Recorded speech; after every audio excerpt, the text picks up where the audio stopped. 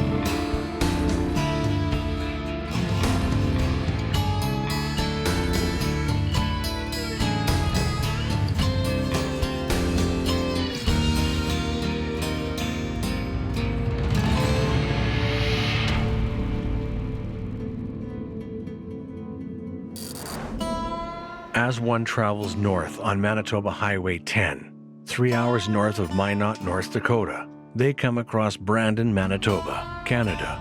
Population 48,859. Its surrounding agriculture sprawls out across the countryside, making Brandon the commercial hub of southwestern Manitoba. One might stop by the Comfort Kitchen Cafe for a delicious breakfast, or hit up the local downtown shops. Known for its winning hockey teams, provincial exhibition, and being a quiet place perfect for raising a family, on April 21st, 2002, the vibrancy of the community dims. Darcy and Debbie Chorney are the proud parents of 3 children. Erin was born September 30th, 1983. Erin was a great child. When she was growing up, we spent a lot of time together. We did a lot of activities together. She was into sports. Beautiful blonde hair, always loved to play and all the games that toddlers play, always followed us around, loved to read books, loved to be read to. She would often want to write stories as she was growing up, writing and reading, and her dream was to be a writer, write a book someday. Loved to participate in family events.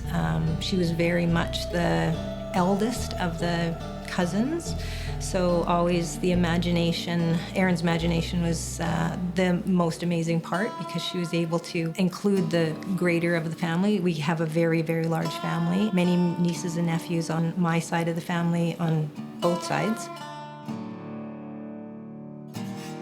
So always participated, brought in the little ones, brought in the bigger ones, often at church events or family functions and whatnot. She'd always have somebody doing a play or singing songs and so forth. So she was just always a joy to be around. We had lots of picnics in the backyard. She would make snow forts with me. She was like the older sister that everybody would have wanted because she just was like there and cared so much about us and the family. And she was athletic, she loved sports, and is the best person I know.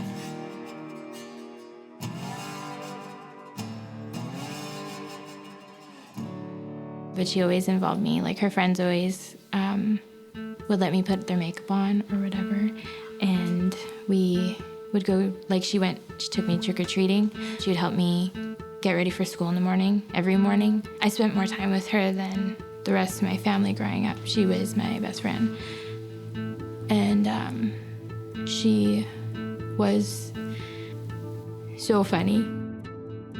Like many couples with children, Debbie and Darcy drift apart amidst raising a family and trying to make a go of it, and decide to get separated.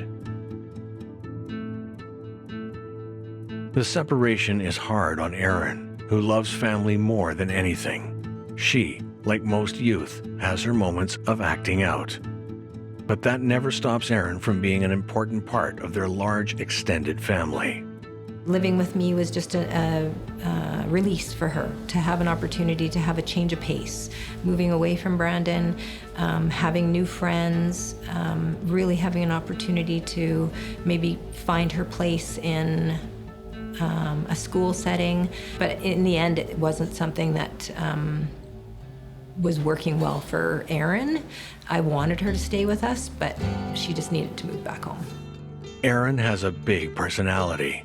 While parents know that can be challenging at times, she's loved by them and her large group of friends. She had like a social life, so she did hang out with her friends quite often. A 19-year-old prairie girl, Erin loves a good party. She was born to be the star of the show.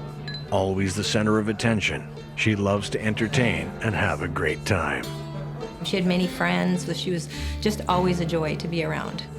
Erin dates 21-year-old Michael Bridges. Her parents don't warm up to him as he is standoffish. He was not a part of the family functions, never participated in anything, and Erin would, look for that comfort from him, I guess, but never really panned out for her.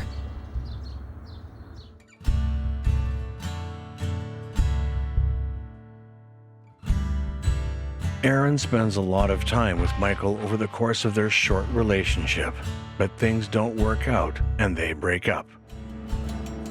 The breakup is hard on Erin. She finds herself going down a bad path, one her family is confident she'll put behind her. Debbie Chorney is happy to have a girls' day with Erin and Leslie. Erin and her brother live with their father at the family home, but Debbie moves into an apartment during their separation. Well, she was spending time between my place and her mother's place. We were separated. And she would be about half-time between each. And between them, Erin maintains her busy social life. Erin spends the day with her mom and sister. They put together an old-fashioned family meal, something they haven't done for a while since the separation. Erin receives a phone call and tells her mom she'll be back in an hour after she has coffee with some friends. She can't get away without a hug from her younger sister, Leslie, who looks up to Erin. I think the age gap helped just in terms of, I think Erin was able to talk to me without having, a filter on. Because I was so young, she was able to talk to me a lot more comfortably than she would the rest of the family, maybe. Erin leaves with her ex-boyfriend, Michael Bridges, and his friend, Bountavi Segmani. After they drive around for a bit, it becomes clear that Bountavi is the third wheel, and he gets dropped off at home. According to Michael, Erin and he spend an enjoyable evening together. She cuts his hair and gives him some relationship advice. Despite being broken up, they're determined to remain friends.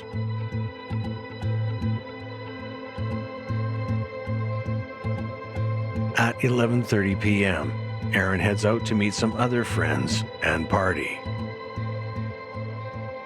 Back at home, Debbie is wondering what happened to Erin. She was supposed to be home hours ago, and it's getting late. Debbie knows her daughter. She's probably out with friends, so there's no sense waiting up for her. But something just doesn't feel right.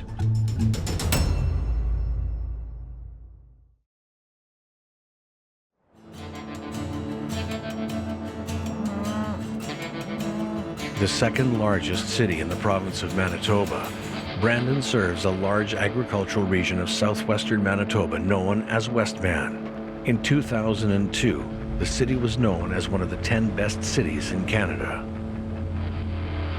Always had the kids out all playing or running the fields at Brandon Hills and playing hide and seek, whatever it would be. So Brandon was a great place to raise a family. Many enjoyed the good life out here in what is lovingly known as the biggest small town you'll ever visit. But someone sinister is lurking, someone who will change the way Brandon sees itself forever. It's Monday morning, April 22nd, 2002. Debbie Chorney wakes up and checks Erin's room. She's still not home. While Debbie isn't surprised, Erin's done this before. She's concerned that Erin doesn't have her things. She chalks it up to Erin's unpredictable way and carries on with her day. It's been a few days since Debbie last saw Erin, and she is understandably concerned. Debbie contacted me on a Wednesday following the weekend that she was at her place and said that Erin hadn't returned home and wanted to know if I had heard from her, and I said no.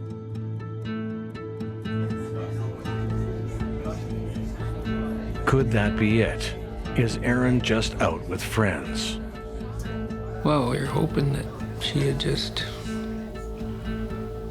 gone off on a tangent and took off somewhere, and she would contact us sooner or later. Erin's been away before, but she always calls to let her family know she's safe. When Debbie and Darcy see that Erin hasn't taken her medication with her, their concern is heightened. I remember sitting on the couch and I was watching TV one night. My mom was calling every single person that she could think of. And she was like, she had the phone book and was crossing off like names and writing down every single name. And it was just like hearing the phone hang up and then be picked up again. And the same, like if you've heard or seen Erin, please let us know because we don't know where she is.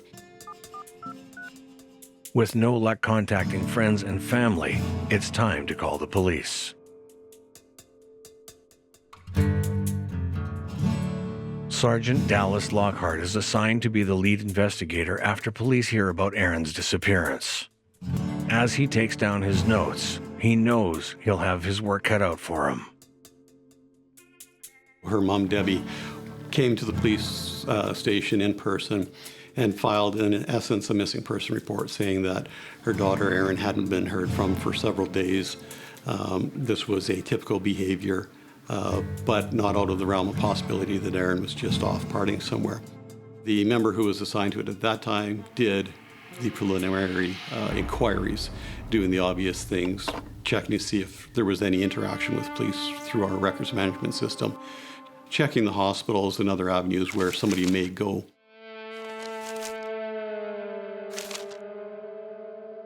Police contact Michael Bridges, Erin's ex-boyfriend, to see if he has any idea where she might be.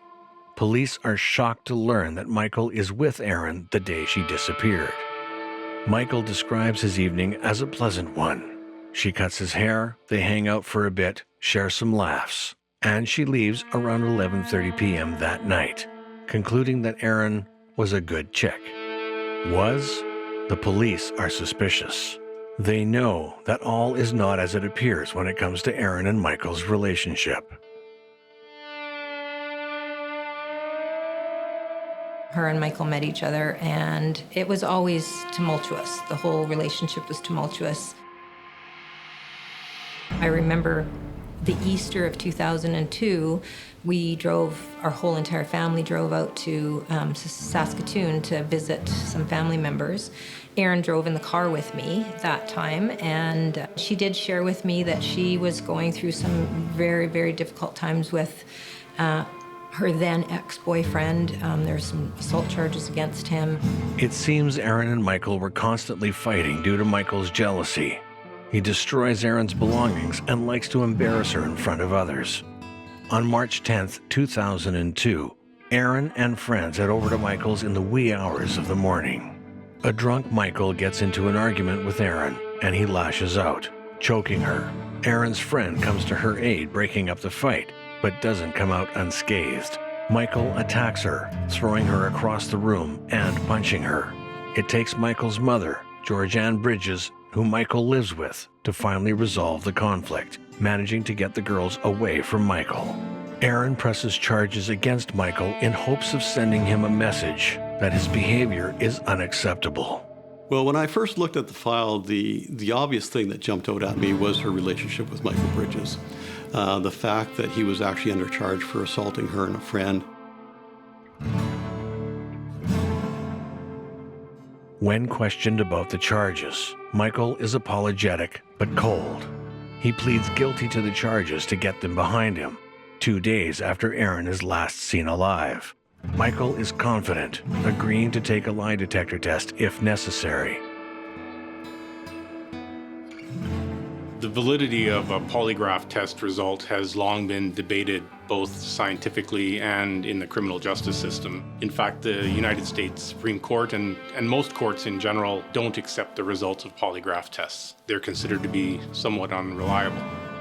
Suspicious or not, with no body or authority to keep Michael in custody, he's released. Police speak with Michael's friend, Balthavi Sigmani.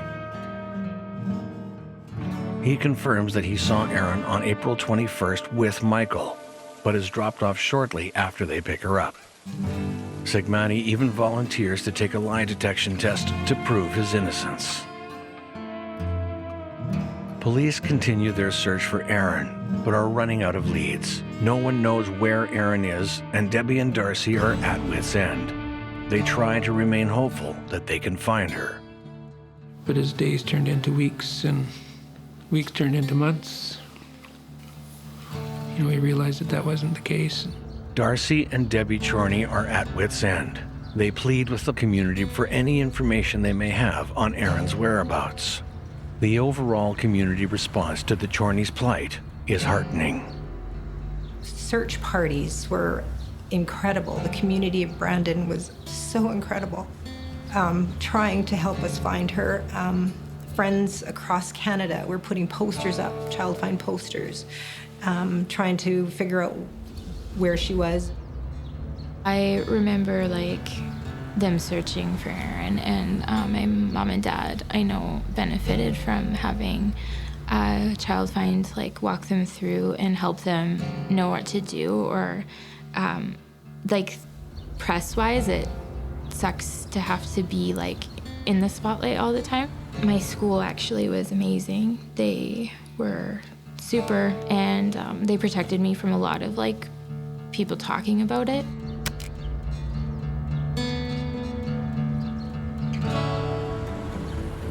Every tip that came in, to the best of our ability, to basically put it to rest. That included everything from, reported sightings in Vancouver, to she was working as a squeegee kid in Winnipeg, to that she went into a rehab center of her own volition. As we progressed through it, Mike Bridges goes from becoming really a witness to a person of interest to a suspect. Police bring him in for questioning again, but this time he refuses to take the polygraph test he had agreed to take earlier. What could he be hiding? I had bad thoughts about his possible involvement right from day one, because shortly after she went missing, we formed a search party south of Brandon, close to his place where she was last seen. And you'd think that if he wanted to be involved in any way whatsoever, he would have been part of that search group, but he was not. After some analysis, authorities determined that Michael Bridges had some interesting body language during his interview with police, and he refers to Erin in past tense.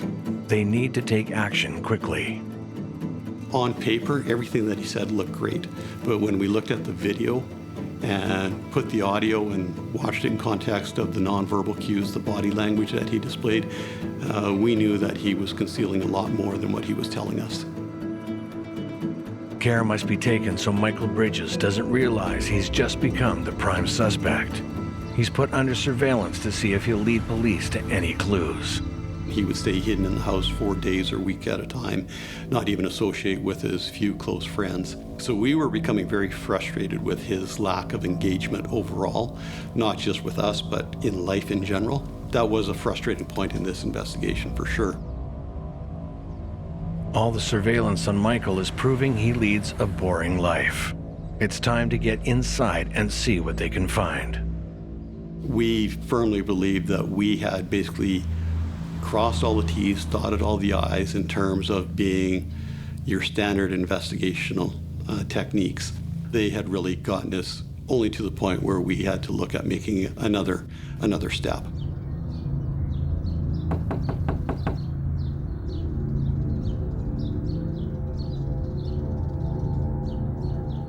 When we conducted the search on the residence, there was a few things that came to note.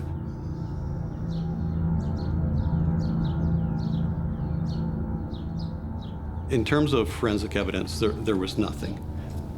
Keep in mind that Aaron actually, for all intents and purposes, lived on an in-again, out-again basis with the Bridges family at their residence.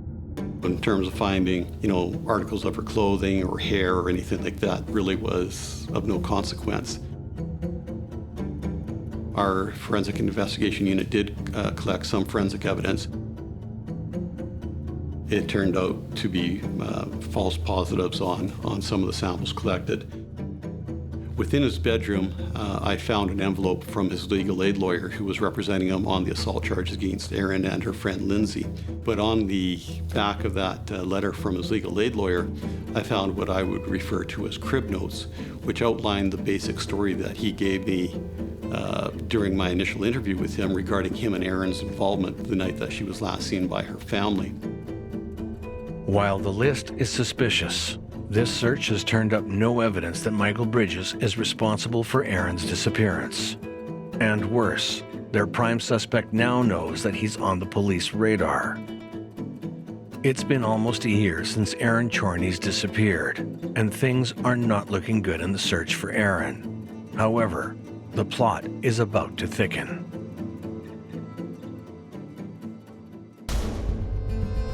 When a mysterious letter is delivered to Debbie's home, indicating some intimate knowledge of Erin's whereabouts, Debbie is taken aback. All of the letters alluded to the writer either being responsible for Erin's disappearance or for having intimate knowledge of what actually happened. So aside from looking at the content of the letter, we also submitted the letters for forensic examination. While the letter is understandably nerve-wracking for the Chorneys, Sergeant Lockhart is hopeful that they'll make contact with the letter's writer. They went in for fingerprint examination. They tried lifting DNA off the stamps and off the seal strips on the back of the envelope flap. None of that came to anything of fruition. So either the person who sent the letters was incredibly lucky, or they were very organized and left no forensic evidence for us to find. From the analysis, they believe the letters have all been written by the same person and in the opposite hand. Our detectives one step closer to finding Erin Chorney. After spending an enjoyable day with her mother and sister, Erin Chorney heads out for coffee with a friend. Known for loving a good party, when Erin doesn't come home the night of April 21st, 2002, no one thinks much of it. It's now been a year since anyone has seen or heard from Erin. When cryptic letters begin appearing, police are hopeful they'll lead to some answers. But those hopes are dashed when the letters pose more questions than they answer. The community struggles with the fact that Erin is still missing. But for Erin's immediate family, it's unbearable. And then some cryptic letters that popped up somehow, and so there's more than one disturbed person doing this too. And it was very unsettling to read these and have them read to you. Police are desperate for clues. Their fears of going public have come true. They're inundated with numerous erroneous reports of possible Erin sightings, but they're all for naught. They know the letters have to hold a clue, but their pleas for the writer to come forward, along with Darcy and Debbie's pleas for more information, have all gone in vain.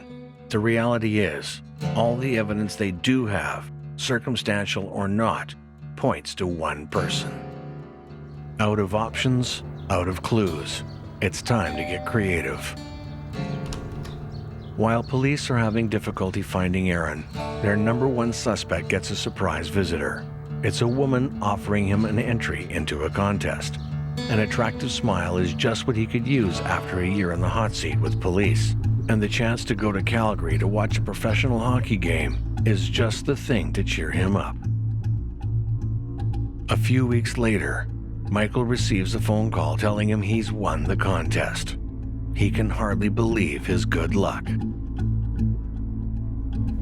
After the hockey game, Michael goes to a strip club where he meets another prize winner, Brock, and the two hit it off instantly. Michael's keen to maintain a friendship with him, and when he tells Brock he's from Brandon, Manitoba, Brock's elated, saying he's planning on moving to the area for some work, so the two exchange numbers. A few months have passed and Michael and Brock have struck up a friendship. Michael, lifelong in the western Manitoba area, arranges an apartment for Brock so he can be settled when he eventually moves there. And Michael can't put his finger on it. What exactly does Brock do for work?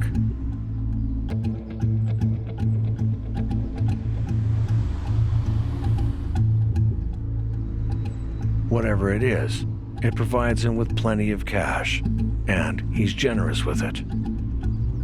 Now that Brock is around more often, the two are meeting up regularly. They seem to be two peas in a pod. The one thing that Brock talks about, other than women, is honesty, honor, and loyalty. Brock and Michael arrive on a scheduled dirt road 5 minutes before the hour. While minutes early, Brock is already upset. The most important thing to him is that you fulfill your obligations. If you can't, then you're dishonest. And dishonesty is something he, nor his employers, take lightly. Michael can only stand by as he witnesses what happens to those who can't be honest. Michael is taken back by how strongly Brock feels about his so-called philosophy. He's even more surprised at how much money he can make to just deliver a few packages. Brock has another request, but only if Michael can promise to not look inside the bag. Maybe Michael already suspects, but what they're doing isn't exactly legal. Michael doesn't realize it, but he's about to pass his test. Can he make the drop without looking inside? There is this idea that someone transporting illegal goods, whether it be drugs or otherwise, if they don't know what they're carrying, they have this sort of plausible deniability, is the phrase that's often used, so that they would not appear untruthful if asked as to what they were carrying. Nervous, Michael can hardly keep it together. He doesn't want to disappoint Brock, and illegal or not, he knows that this is the best financial opportunity he's ever had.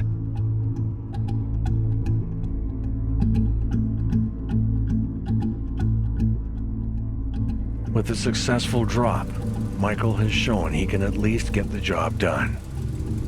It's when Brock gets a troubling phone call that money is missing that proves he's all in to be a part of Brock's world. There's been some inconsistencies with some of the deliveries that Brock's men have been making. They all lead to this motel room. While Michael wants to help, Brock assures him he'll be fine. It's what happens next that's a true test of Michael's character.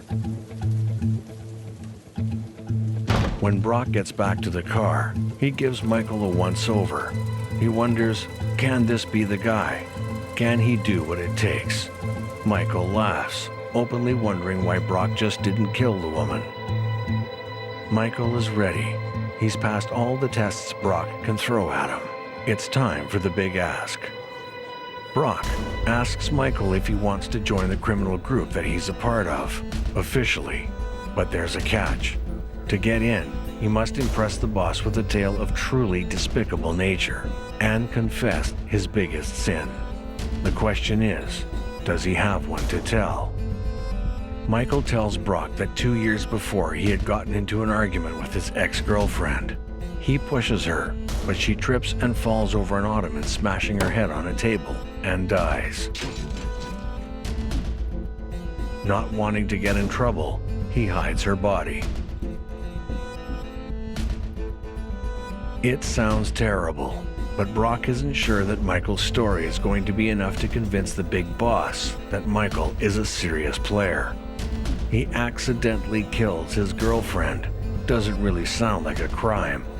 It's also meaningless without a body, because Brock, the Royal Canadian Mounted Police, and the Brandon Police Services are going to need one to make the charges stick, because this whole affair has been a ruse to get Michael to confess to his role in Erin's disappearance.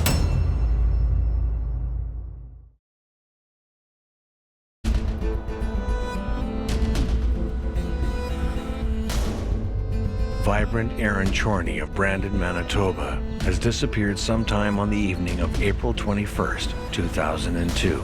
Despite public pleas and an extensive search for Erin, she's seemingly disappeared without a trace.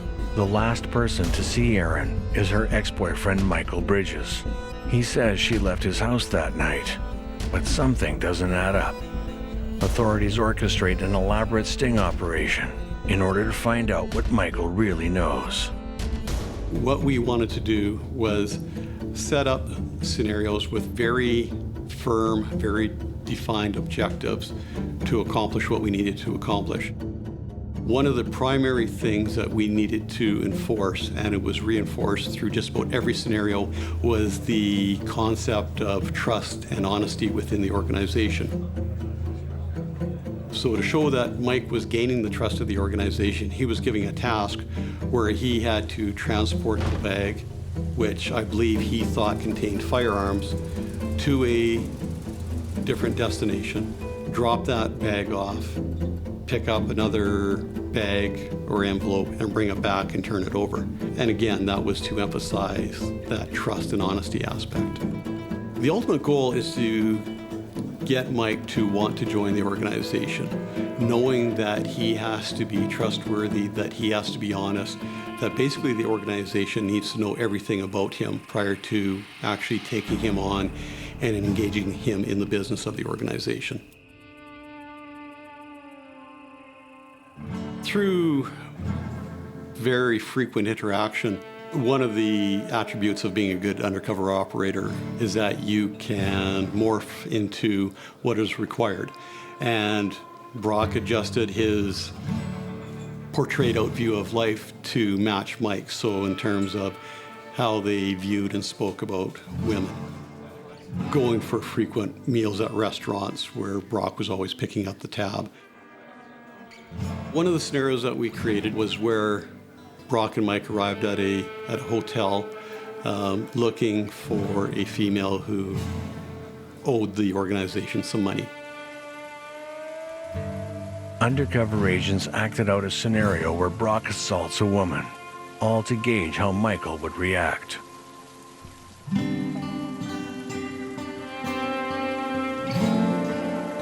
Mike liked money, he liked having disposable income, he didn't want to have to work too hard, and he liked being able to portray himself as kind of a successful person without having to put the effort into it. Brock's organization promises to provide that. All it needs from Michael is honesty. There actually ended up being a total of 3 what I would term confessions from Mike, each being a little more detailed, a little more self-incriminating than the previous. He gave a very loose description as to what transpired, justifying everything that he did, basically portraying himself as a victim of the circumstances and having to take the action that he did for self-preservation. When they got back to Brandon, and this was in February of 2004, he did actually lead Brock to where he disposed of Erin's body in the Brandon cemetery.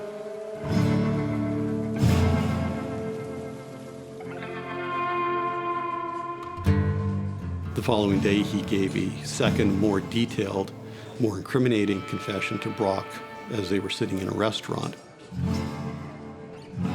Little do restaurant goers know that while they're enjoying a bite to eat, the confession to Western Manitoba's most notorious missing persons case is happening in their midst. Michael describes that he got into an argument with Erin and choked her to death. With the assault charges that she had already laid against him, he knows that he had to cover it up by hiding Erin's body in a shallow grave.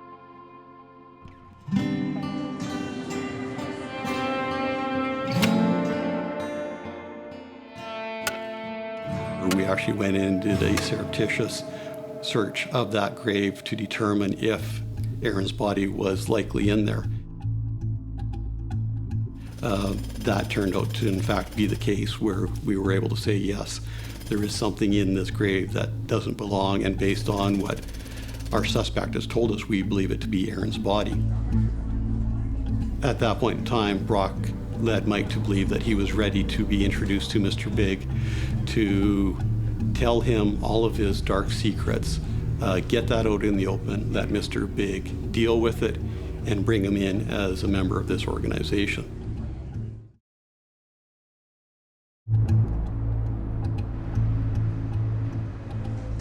There are investigators who do become very proficient at conducting undercover operations where they can fully immerse themselves in a criminal underworld, so to speak.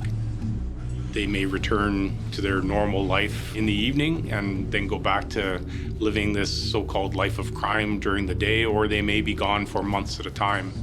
Investigators are about to find out that Michael's depravity goes even further than he describes.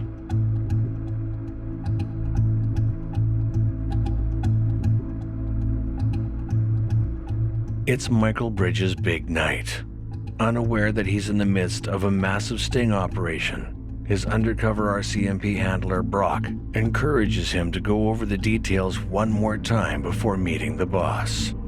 What Brock hears this time is even worse than he could have imagined. Brock actually has him go through the confession one more time as a rehearsal for what he's going to tell Mr. Big, and that was what was video and audio recorded at the hotel. Michael Bridges describes in detail how after he chokes Erin with his hands, he uses an extension cord to finish her off.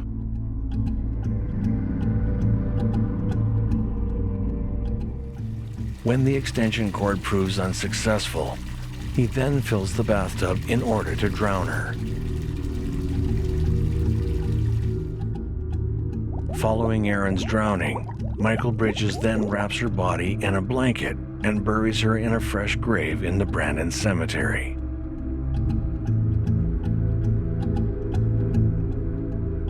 As that was happening, that's when we were involved with recovering Erin's remains from the cemetery. So those two events kind of happened simultaneously.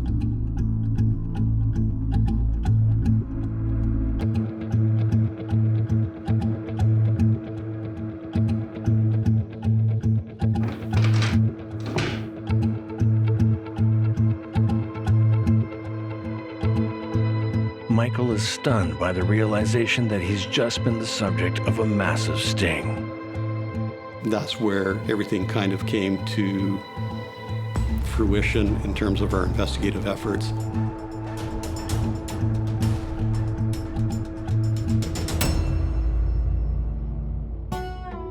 We never knew anything until the day that they arrested him, and that was in 2004, February 13th, I believe. I got a call from Sergeant Lockhart saying, could you come down to the station? We have some new information. But as much as we are happy that we were able to bring that investigation to a successful conclusion, the other aspect of it is that we took away all hope from the Chorney family of Erin ever coming back to them. And we went down, and that's when we were told that she was found and they had recovered her body, and he was being arrested at the same time. The only question now is, can the authorities make the charges stick? Is the whole Mr. Big operation even admissible? So Mr. Big Sting is essentially where an undercover officer poses as a member of usually a criminal organization and tries to lure an accused person into a conspiracy. They gain their trust and they start talking about other things that they've done and try to get them to make admissions. So Mr. Big Stings have actually been banned in the UK and US. They are admissible in court in Canada, but they're very controversial. And legal experts believe that they can potentially lead to coerced and false confessions, and it's essentially entrapment. But the RCMP know about the controversy surrounding this type of sting operation. Brock asks Michael on camera and on tape why he changed his initial story from it being just an accident. Michael states that he was nervous to tell him the whole story. His rehearsal statement to Brock, as we're waiting for Mr. Big to arrive, we believe to be the true story as to what happened that night, which was borne out as much as it could be by the forensic evidence that we recovered during the recovery of Aaron's body. The courts agree. Michael Bridges is given a life sentence for a first-degree murder. You can't prepare yourself for a trial like that and to have every detail read out to you, and it was very difficult for the whole family. Still, some questions remain. To this day, we still don't know who sent the letters. The Chorneys are left with an Aaron-sized hole in their lives. The town is shocked, but will move on together with an invigorated notion to watch out for each other and tackle partner abuse. There was hundreds and hundreds of people at Aaron's funeral. I am sure thousands, which we knew that everybody was looking for her. And it was evident at that funeral to have an opportunity to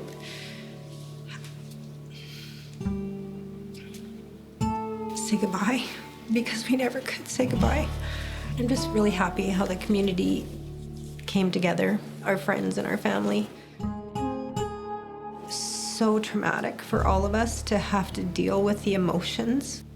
And I don't want anybody else to have to go through this again. As if to add insult to injury, in April of 2021, a judge says Michael can apply for early parole under a now-defunct faint hope clause in 2026 instead of 2029, a process that forces the family to relive Aaron's murder all over again. He's supposed to be in there until 2029, and that's still not long enough as far as we're concerned. It's like the feeling like there's enough things that could make up for, like, you can't just be a better person and say it's okay, because it's not okay. Erin's not just a tragedy, that she is like the best sister. She is the most amazing daughter. She is the best friend for me. Like, that's important that her memory is made known, that she is still so loved, still so missed.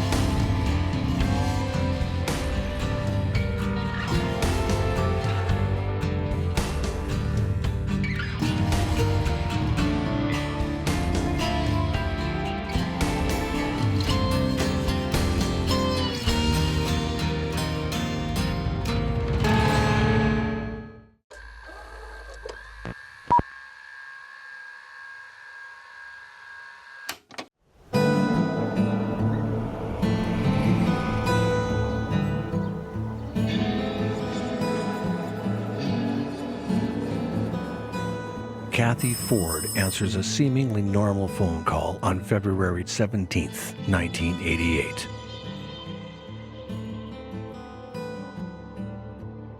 What she doesn't know is that this phone call will have deadly consequences.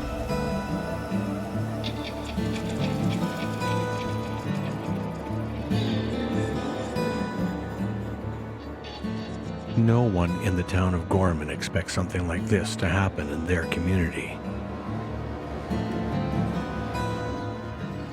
This is the last time anyone will ever see Kathy Ford.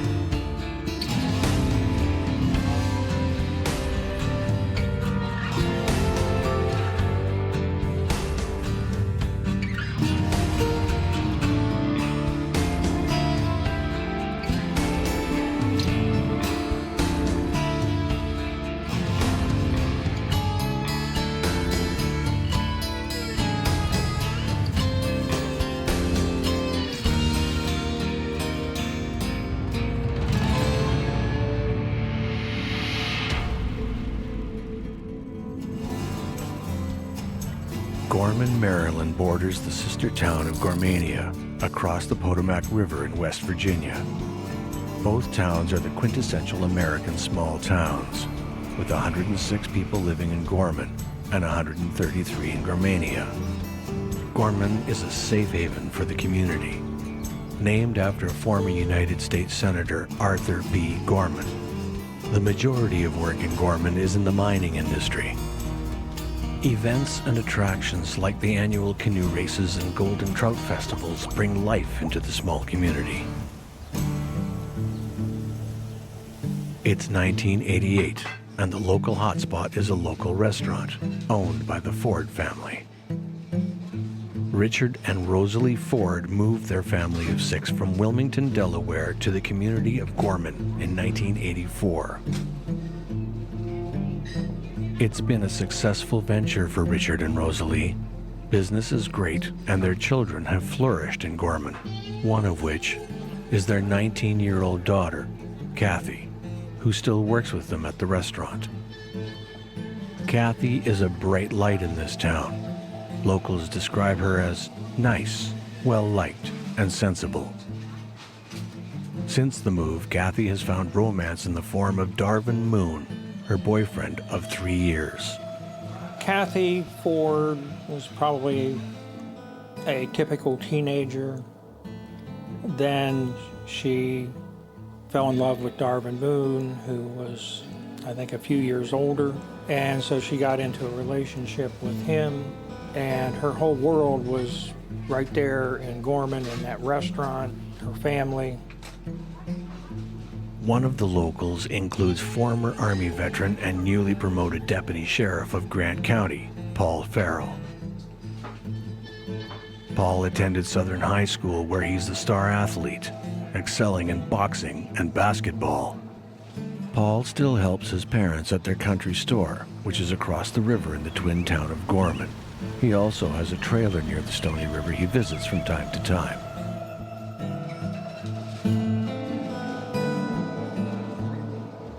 Kathy and Paul have bonded considerably since she moved to Gorman. Kathy wants to do bigger and better things, despite being trapped in Gorman because she has to help with the restaurant. Paul is sympathetic and a great companion to vent to. While both are in separate relationships, it is clear that they have a great connection. She expressed a lot of desire to get out of it, but she was kind of trapped. February 17th, 1988 begins like any other day.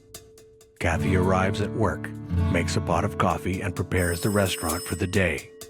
As the morning goes on, something strange happens.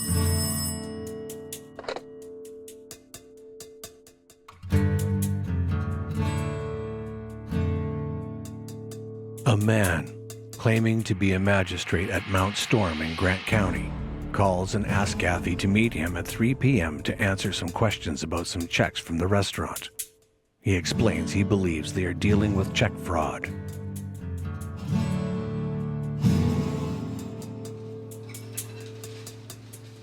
At around 1 p.m., the phone rings again.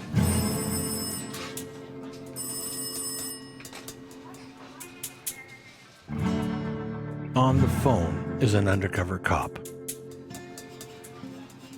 He informs Kathy that they are investigating the restaurant's liquor license. Several businesses in the area have been recently shut down for selling alcohol to minors. Kathy tells her mom to make sure she IDs every guest because of the call she just received. Her mother asks her who called. Kathy refuses to say. When pressured further by her mother, Kathy responds, "No, he'll lose his job."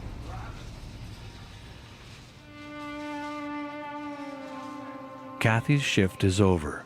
She leaves the restaurant to go home. Her mother asks Kathy where she is going repeatedly, but Kathy won't say. Kathy leaves in a hurry, but she says she'll be back shortly. Kathy received a phone call that day, and she answered it, and this other waitress, Pat Parker, she could hear the conversation, or at least Kathy's part of it, and Kathy finally said, "Who is this?" And so whoever it was told her some more, and then she hung up and told them that she had to go meet somebody. Kathy returns to the restaurant around 2 p.m. in her father's car. So she went over to her apartment and came back much better dressed. And I thought, well, that's kind of strange. Pat asks where she's going, but Kathy again won't say. This is the last time Pat, or any of her family or loved ones, see Kathy alive.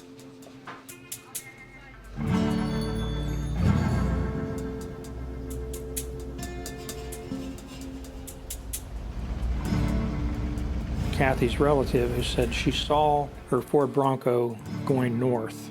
That was the last anybody saw her. When Kathy doesn't return home, her parents report her disappearance to the police. For her parents to report her missing, even after only a few hours of not coming home, tells me that this is something unusual.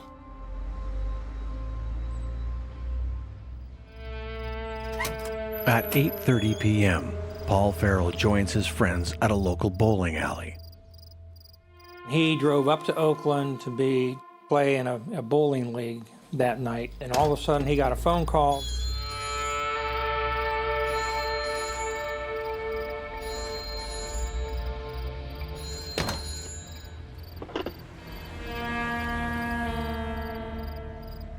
And it was Kathy. And she sounded very afraid. She said, "Darvin found out something about me." And I don't know if it was about her and Paul or something. And she said, "I have to meet with you right away." Paul went back into the bowling alley and announced that he had to leave. And his teammates weren't real happy with that. But the bowling alley owner confirmed that he all of a sudden just said, "Hey, I gotta go." He agreed to meet her at, I think, a school parking lot. So when he got there, nobody was there. So I thought, well, that's really weird. According to him, she wanted to get rid of Darvin Moon. She was terrified. She had told some people she was afraid he was going to kill her because he had a horrific temper, apparently. Paul waits for 20 minutes, but Kathy never arrives. Paul is shocked when he hears Kathy's disappeared. He has no idea she's reported missing earlier that night. A young woman has been taken. The thought that it's someone in the community haunts the public. The people of Gorman will have to live with these feelings for now because they need to focus on finding Kathy Ford.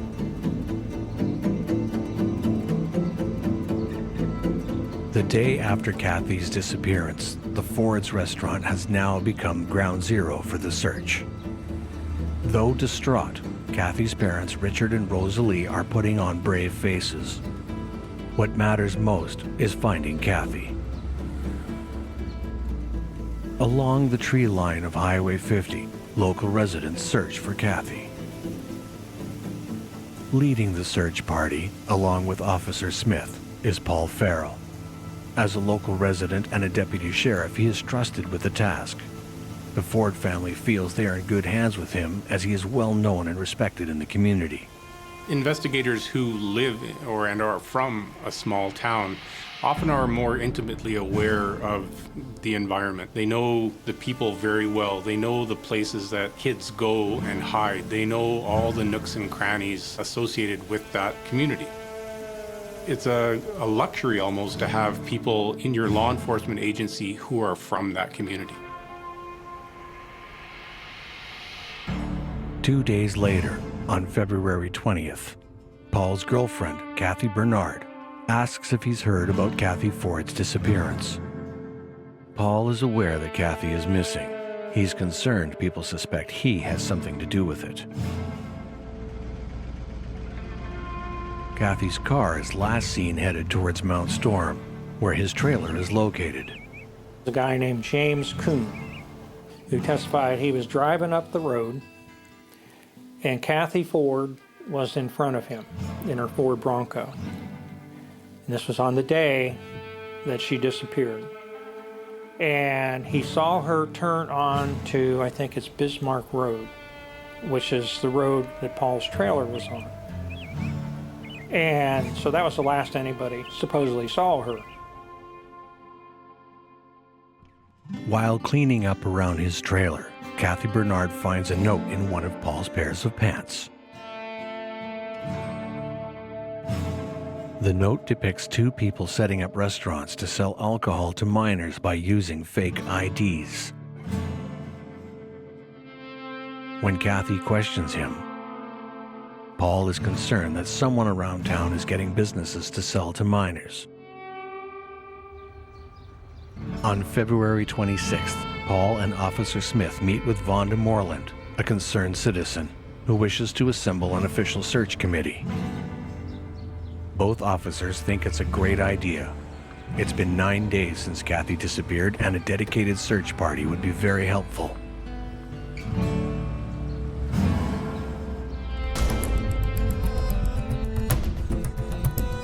A young woman approaches Officer Smith. She describes a disturbing event that happens to her on the day of Kathy Ford's disappearance.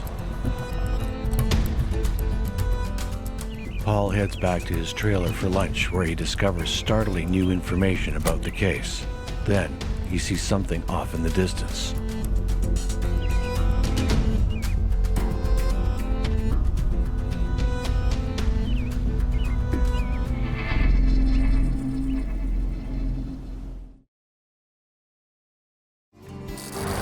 Gorman, Maryland borders the sister town of Gormania, across the Potomac River in West Virginia. Both towns are the quintessential American small towns, with 106 people living in Gorman and 133 in Gormania. These small towns are rocked by the tragic disappearance of 19-year-old Kathy Ford, a young woman with her whole life ahead of her. Members of the town have rallied together to search for Kathy Ford.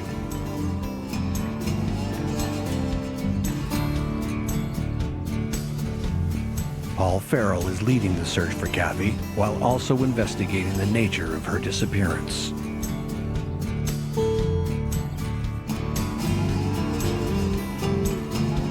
The investigation is at a standstill, but when the police receive new information and Paul Farrell sees something that shocks him, the case is starting to heat up.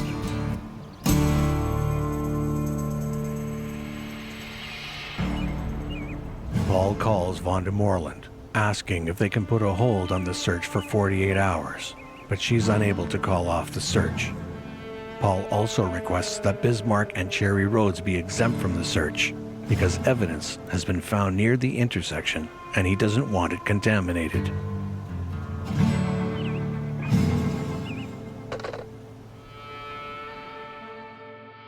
And then a potential break in the case. A young woman around the same age as Kathy Ford tells the police about a phone call she receives the morning of Kathy Ford's disappearance.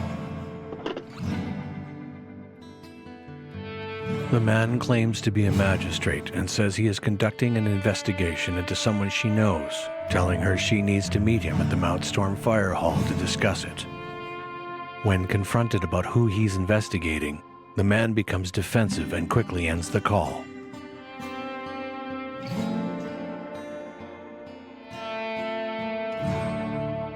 It turns out several women receive calls like this, all from a man claiming to be a magistrate. They're two very distinctive sets of phone calls that are made. However, the recipients in all of them are women between the ages of 19 and 39. The first set of calls takes place between September 28, 1987 and the end of November of 1987. The recipients are all asked to meet at a location near Bayard Wilson Corona Road. The second set of calls takes place between February 1st, 1988 and the day that Kathy Ford disappeared. The circumstances are identical except the women are all asked to meet near Bismarck Road. The number of women had been receiving phone calls. Nobody was ever hurt. They were just pranks. The residents of Gorman are afraid of the new threat in their peaceful community. The residents are nervous, and essentially they're hiding inside from a threat that really only revealed itself when Kathy Ford didn't return home. Some optimistic evidence is delivered in the form of a letter on March 2nd, 1988. 14 days after Kathy's disappearance, the letter is addressed to Kathy's parents, Rosalie and Richard Ford Jr. The letter reads, "The only crime here is we had to get rid of the old man's Bronco right away. Kathy is 19, an adult, and we had to leave fast. We came into some dangerous money, so here is some money on the Bronco. More to follow. She'll call you when she feels it's safe to do so. We're heading where I can get work. Kathy made me write to you so you wouldn't worry. She had to get away from Darvin Moon, the restaurant, and certain people. We keep the money, her green bag. Tell Moon to leave us alone." Included in the envelope is $200 in $20 bills. Evidence continues to pile up on March 8th when the police find out that smoke hangs over Stony River on the day of Kathy Ford's disappearance. A burnt car is found in a remote wooded area just outside of Stony River.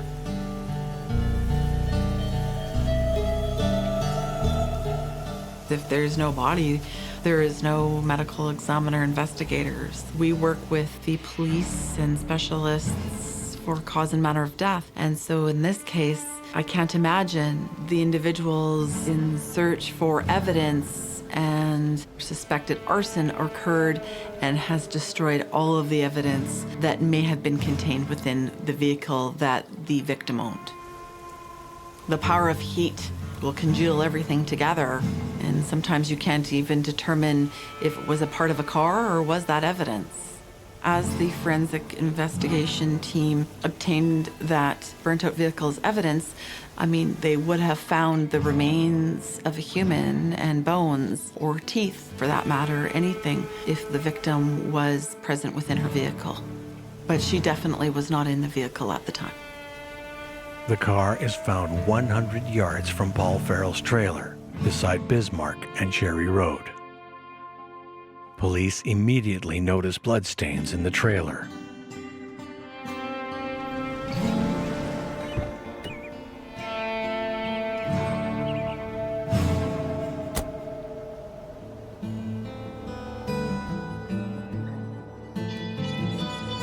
Paul's questioned about the evidence against him. Paul denies hurting Kathy Ford in any way, but does confess that the two of them had a secret affair for several years. Paul is arrested on March 20th, 1988. He is kept in a cell until March 25th, when he is freed on a bail of $100 until he faces trial.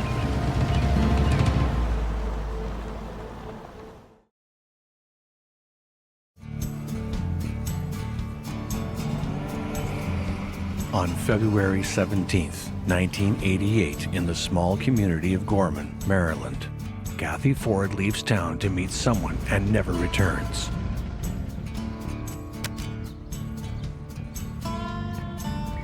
The police have identified their prime suspect, Paul Farrell. Paul is a deputy sheriff in Grant County, where Gorman resides. He's also a local at the restaurant owned and operated by Kathy's family and where she currently works.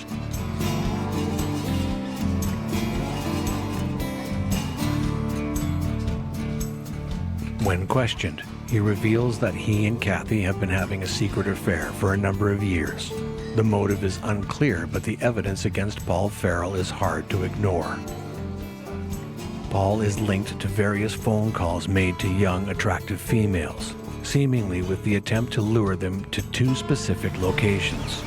Paul rents trailers in both locations when the calls are made.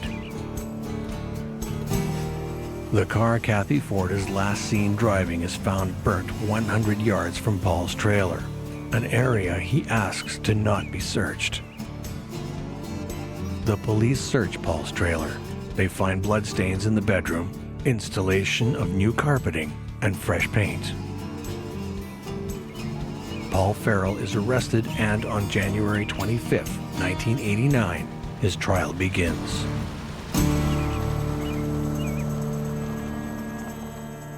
Paul Farrell is being charged with kidnapping, second-degree murder, and third-degree arson. Paul pleads not guilty to all charges. In this case, there's no body and there's no murder weapon. So not only is it going to be a challenge for the prosecution to show that Paul Farrell is the one who committed this crime, but that the crimes that they're alleging even occurred in the first place. So what they're gonna have to do is try to gather all of the evidence that they can in absence of this direct evidence. So relying heavily on circumstantial evidence to prove to the jury beyond a reasonable doubt that Paul Farrell is guilty. What they're gonna have to do, in addition to gathering that evidence, is also try to prove a motive and show evidence that Paul Farrell disposed of Kathy Ford's body in the way that they're alleging he did. The prosecutor addresses the jury and delivers his opening arguments. He states that Paul uses fraud to entice Ms. Ford to meet with him in order to gain a sexual concession. And that when Paul is unable to get what he wants, he kills Kathy Ford, disposes of her body, and burns the car to eliminate evidence.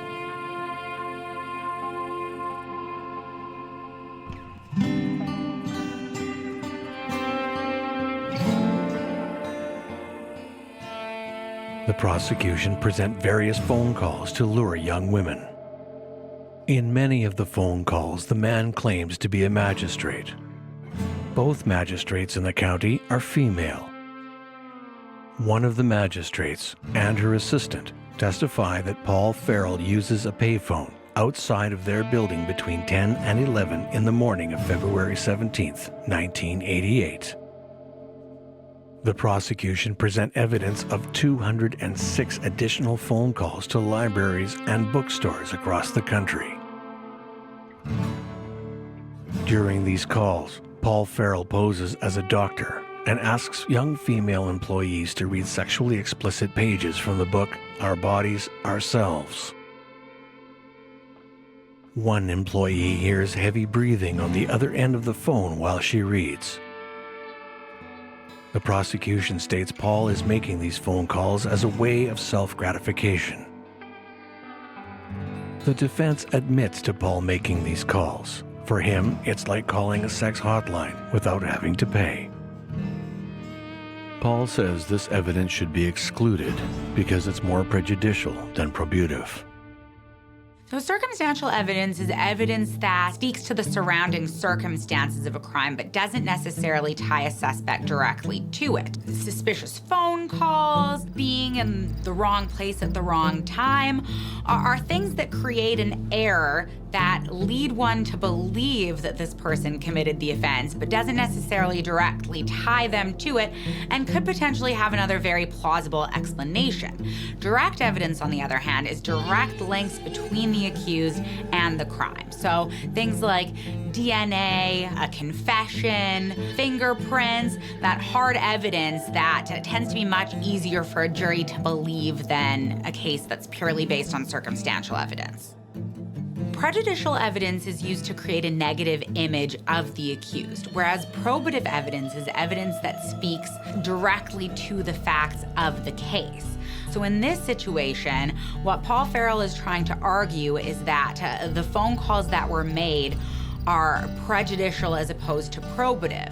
So what a judge needs to determine in determining whether that evidence should be admissible is whether the probative effects of that evidence, so the direct links to the case that they're considering, outweigh the potential prejudicial effects of that evidence. In this case, what the prosecution is using those phone calls to libraries and bookstores to establish is a motive to commit the specific offense that he's on trial for.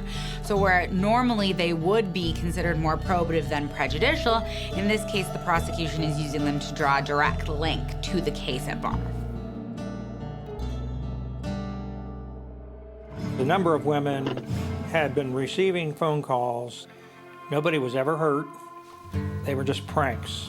It all ended up that Paul Farrell was accused of making these calls. They had no proof of this. They had all these women testify.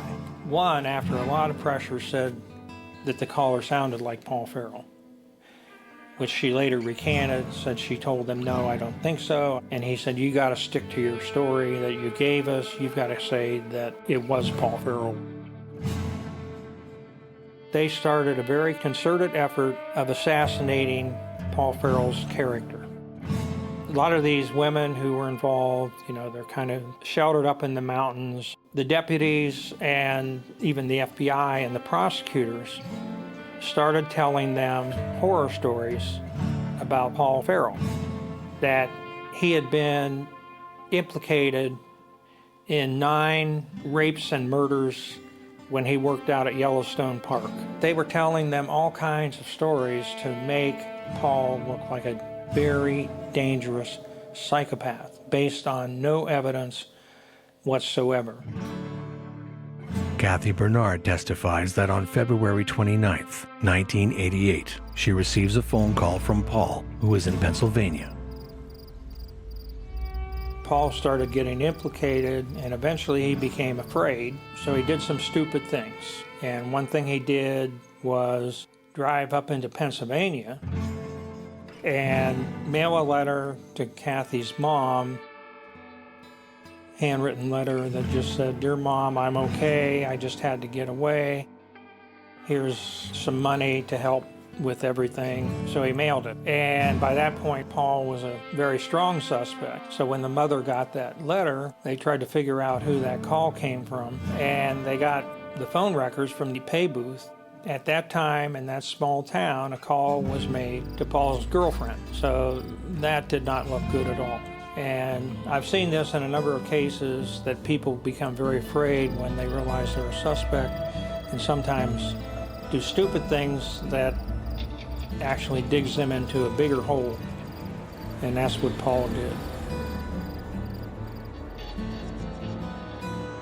Paul admits to making the call to Kathy Bernard, and the prosecution is ready to pounce. But could he have another reason for this suspicious behavior?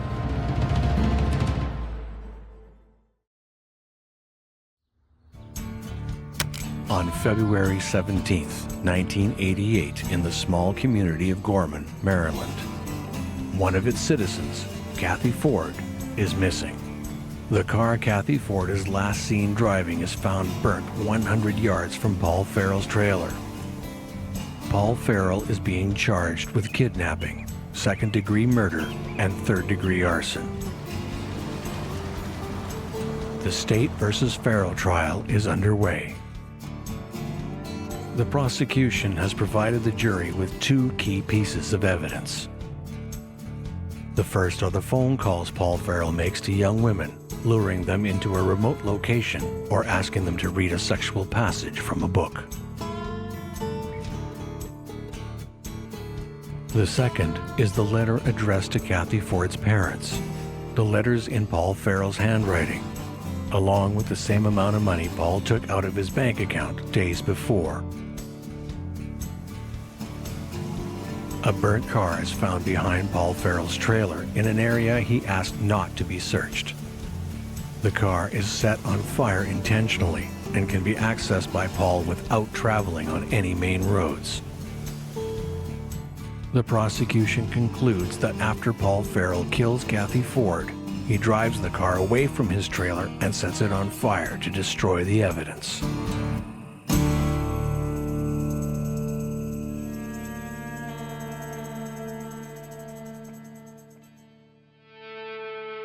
From what I could tell and what many people told me about Paul, and I think a psychological evaluation even showed this, that Paul has very low mechanical aptitude.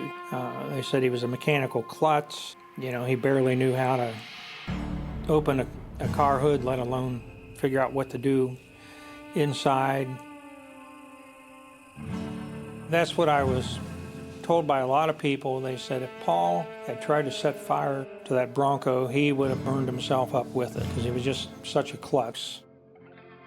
Paul Farrell admits asking to stop the search where the car is located is a mistake. He says he is trying to stop the discovery of the car.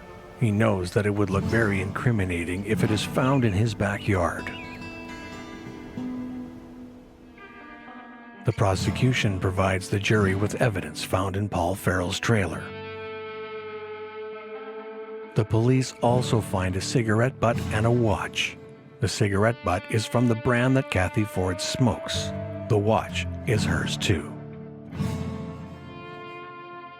The blood test in this case came back inconclusive, which isn't a huge deal because when they can present evidence that there was blood alongside the other evidence, even if there's no conclusive evidence that that blood belonged to Kathy Ford, it may still be enough to persuade a jury. If you're the defense, however, you definitely want this evidence to be excluded because you want as little evidence as possible. In this case, the judge determined that the blood was admissible evidence.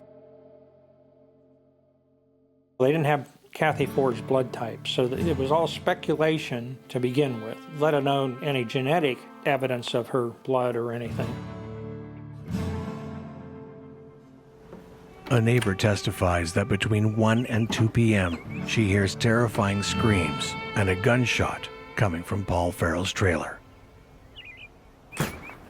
The next day, she witnesses Paul Farrell taking carpet out of his trailer.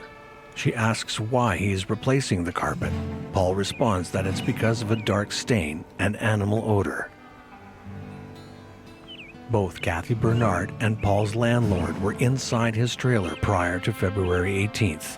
Neither of them notice any dark stains or animal odor.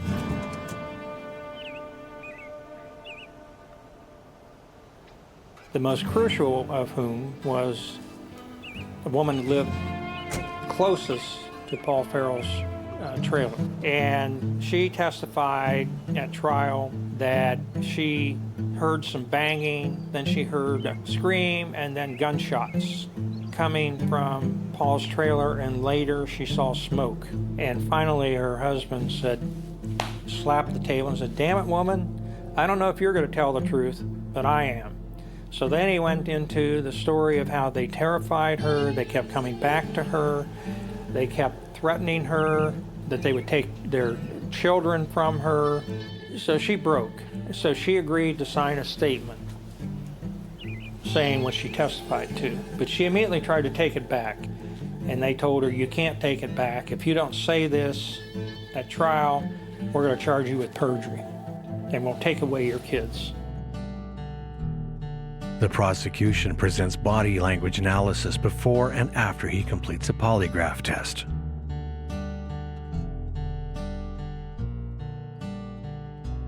I always tell people I'm trying to help, do not take a polygraph exam. one way or the other, they'll use it against you. If you take it and pass, they'll say, oh, okay, we still think you're guilty. And there have been a lot of innocent people convicted, in part because they made the mistake of taking a polygraph exam. In most states, polygraph exams are not admissible for good reason, because they've never been scientifically proven to be accurate, and most of the evidence points in the other direction.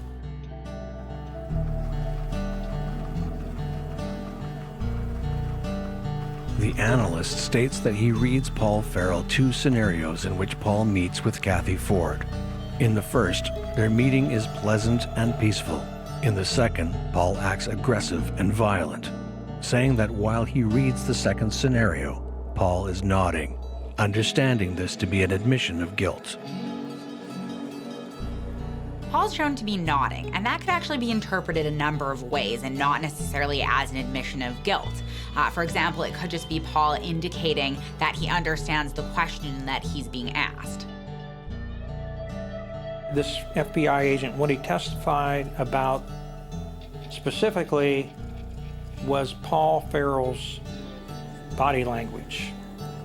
And this was supposedly, according to the attorneys, the first time in America that body language was allowed as expert testimony. Most often, in order to obtain a conviction for murder, officers or investigators need to provide a body, a victim. But a jury can still reach a conclusion that a person is guilty of a homicide in the absence of that evidence. Kathy Ford's body is still not found. Could be no body because she's alive. That's an extreme long shot. If Paul is telling the truth about Kathy calling him in a panic and already being depressed and thinking about she wanted to be someplace else. There is a phenomenon called the fugue state. The fugue state is when a person, particularly at a time of stress, goes into a panic and disappears. And sometimes they come back within a few days, sometimes a few weeks, sometimes never.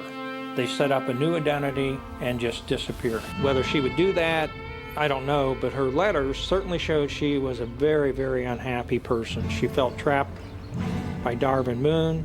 According to a lot of people, it was a violent, abusive relationship. She expressed a lot of desire to get out of it, but she was afraid. She felt trapped by her parents' restaurant, which she was expected to work in. She was trapped in this remote, depressing area. And so there were reasons for her to disappear. In December of 1989, Kathy Ford is allegedly seen alive. A couple from Gorman are passing through Nashville when they think they see Kathy Ford entering a restaurant, dressed as a waitress. The couple say that Kathy met their glance and when doing so immediately ran to the back of the restaurant. Yeah, is it one of those one-offs where people say that you always have a twin and they found that twin? Or is it where she just never wanted to be found and that's why she's gone missing? Them feeling they wanted to find her and then your mind can play tricks on you saying, you know what, I think that was her. It looked like her. But it was never proven to be her. Richard and Rosalie Ford are both skeptical that Kathy is alive. They believe that she will contact them if she is.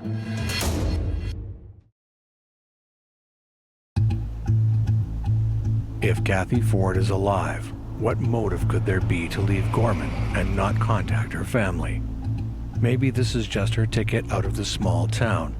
Then again, she always says she wants to do bigger and better things. Paul Farrell is found guilty of kidnapping, third-degree arson, and second-degree murder. He is sentenced to life imprisonment with mercy.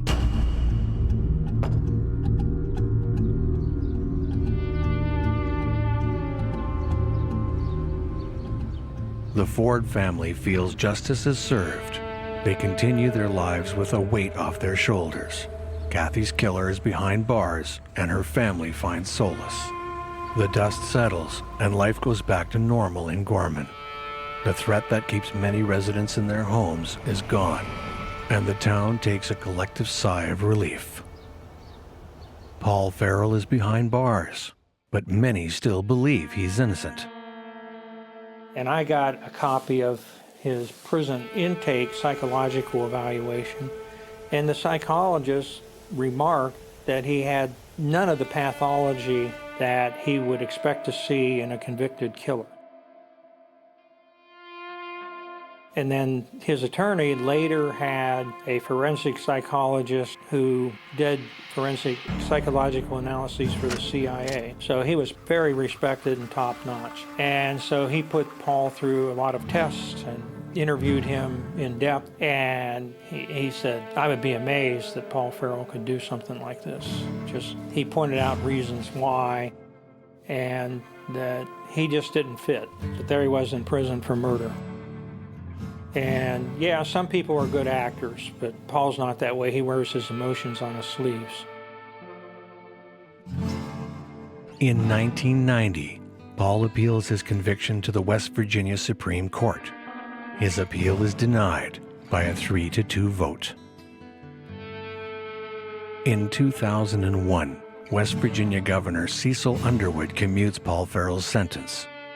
The order states that Paul Farrell's convictions are not supported by a body, a weapon, physical evidence, or eyewitness testimony. This grants Paul Farrell parole in 2002. And the governor went through all the evidence that raised doubts about Paul's conviction. On his last day in office, granted Paul clemency. Commuting a sentence means that they're not necessarily overturning the conviction and saying that that person didn't do it, but they're allowing them to serve the rest of their jail sentence in the community. In May 2004, the parole board grants Paul Farrell's release after serving 18 years. This case is replete with outrageous misconduct, and as I still look back at it, it's one of the most outrageous cases I've ever investigated in 30 years of doing this work. Nothing like this. The character assassination, feeding the rumor mill, distorting the evidence, ignoring evidence pointing in other directions. Some people on the scene have noticed that the grass and trees have not been affected by the burning of the vehicle. And that's led to speculation that perhaps it was burnt somewhere else and somehow transported to this location. They had no evidence against Paul. Nothing was found that linked Kathy Ford to his trailer. No fingerprints. The blood testimony was bogus. There was no gun, no gunshot residue, nothing. Originally, when he got out, the case was still very notorious.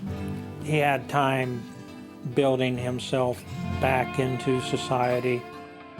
Paul currently resides in Gorman and maintains his innocence. Kathy Ford's body has still not been found.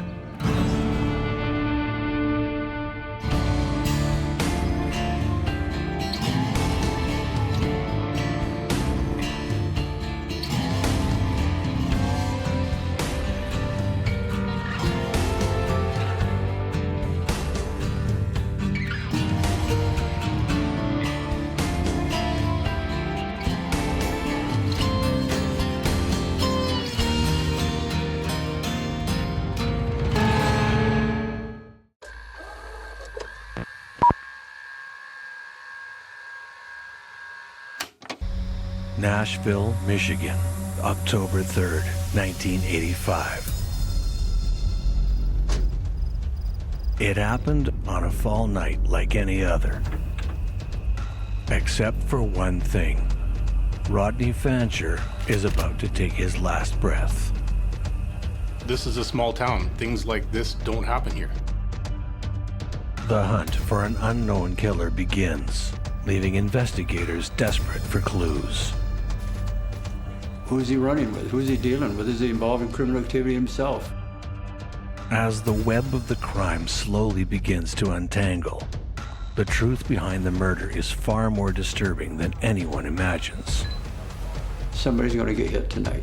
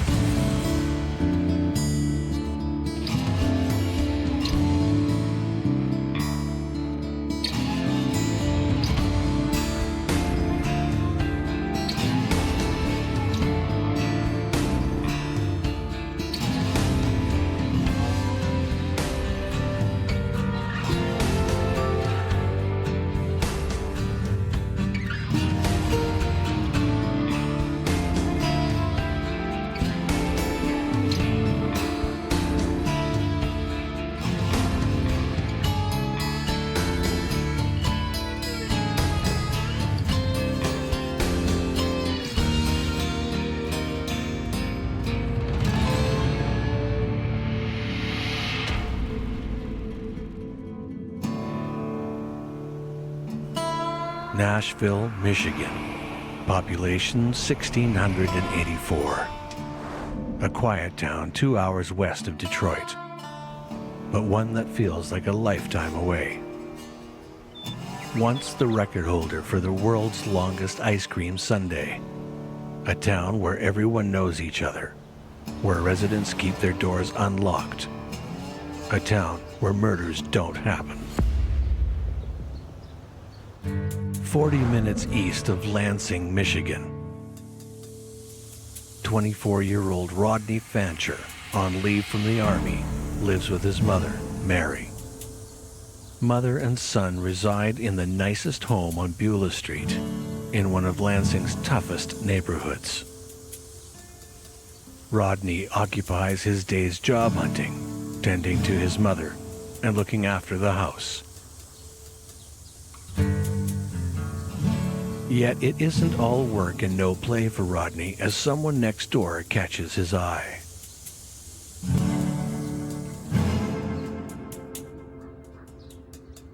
Next door to the Fanchers, in a cluttered, shabby house, are the Bouchard family. Matriarch Anna, Anna's youngest daughter, Cora, Cora's 2 young sons, and, occasionally, Anna's eldest daughter, Peggy, along with her husband, Harold Snake Stevens. They're next door neighbors. Fell in love, started dating anyway, and then he had to go do another tour.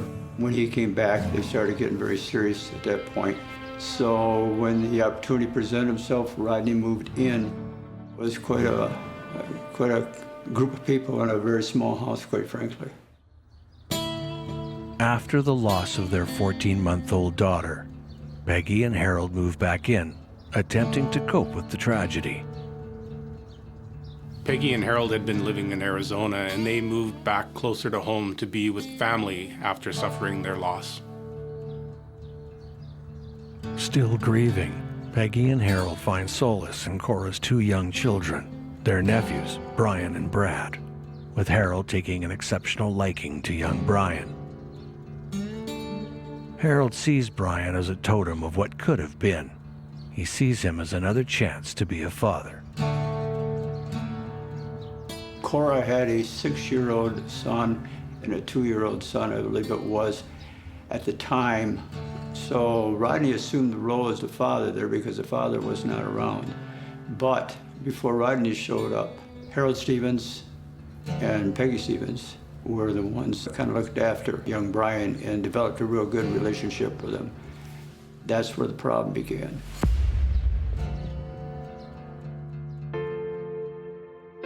Cora's $500 a month child payments and her part-time job with the National Guard go towards the bills for the little house on Beulah Street.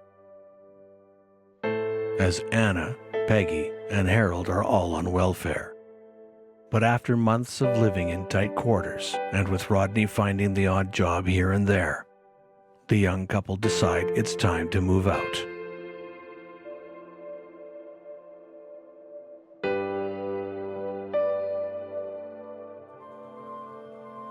Rodney is always on the hunt for work. So when a call comes from a man named Rich Hoover, looking for someone to help him unload a truck, he jumps at the chance. Rodney asks Hoover where he found his name and phone number. Hoover tells him that it was posted on a work wanted bulletin board at a truck stop in the city. Rodney asks the Bouchards if they know anything about his name up at the truck stop. And Anna says she and Peggy put it there to help him out. Rodney's not thrilled with the actions of his in-laws, but is grateful for the chance to prove himself.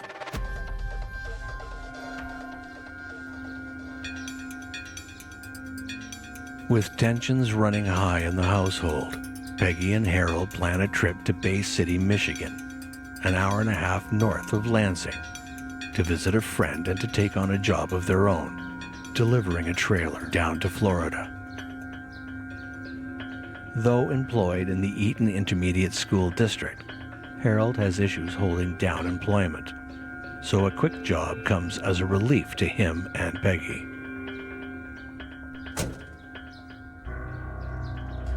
On the night of October 3rd, 1985, Rodney leaves the Bouchard home in Lansing, says goodbye to his mother, and meets Hoover at a bar in Potterville, Michigan, 20 minutes outside the city.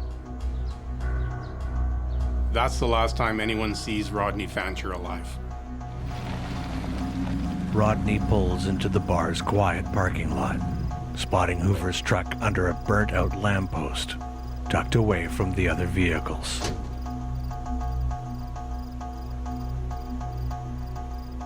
Rodney carefully approaches, peering into the shadows within. A hand emerges from the darkness, beckoning Rodney inside. Hoover lures Rodney with the promise of $80 for one evening's work to help unload a truck. Rodney doesn't know where the truck is, only that Hoover insists that they take one vehicle and leave Rodney's behind.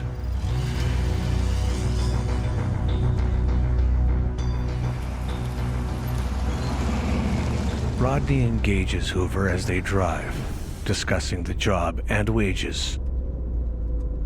Rodney tells Hoover about his family, about Cora, Brian, and Brad. He tells the man how grateful he is for the work, and that he's been saving up to rent an apartment with his fiancée. A place that they can start fresh, a place to call their own. The two men drive on, finding themselves in Nashville, Michigan, as the evening descends. Rodney becomes uneasy and asks Hoover if they're approaching the truck.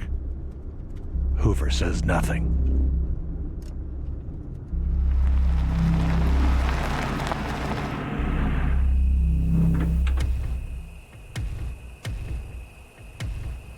Hoover brings the truck to a stop down a deserted gravel road, then asks Rodney for his help moving something in the back. Rodney Fancher, the 24-year-old father of two, steps out into the night at the bequest of Rich Hoover, unaware of the fate that awaits him.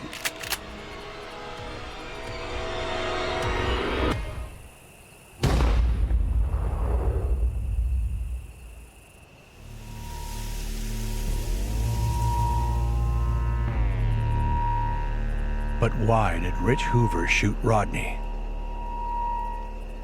For whoever did this to Rodney, it was up close and personal. After they kill him, they roll his body into a ditch and leave him there like a piece of roadside trash.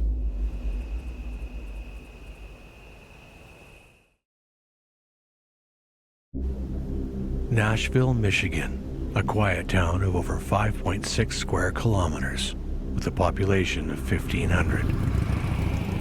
Nashville is quintessential small-town America, from its rolling farmlands to its many back roads. But on the night of October 3rd, 1985, everything changes when Rodney Fancher is murdered in cold blood.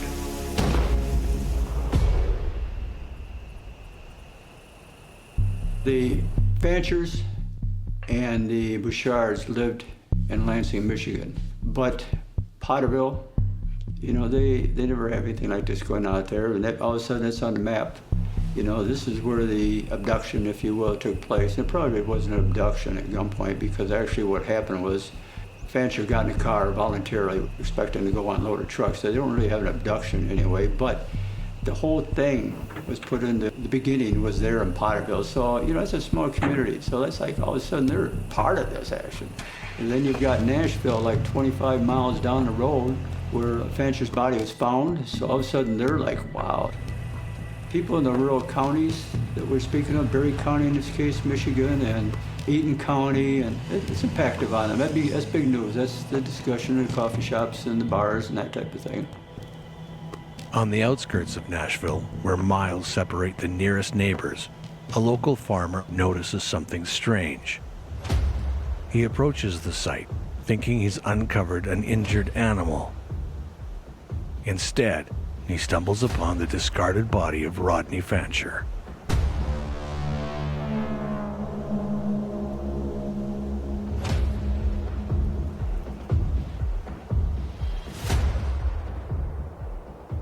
A civilian found the body laying in the woods next to a road. The sheriff's department was called out, handled the scene that day, and through their checking, they learned about the Potterville and then involved our department at that time. So we initially had like 4 departments working on this case: Eaton County Sheriff's Department, the Berry County Sheriff's Department, Potterville Police, and the State Police at the Lansing Post.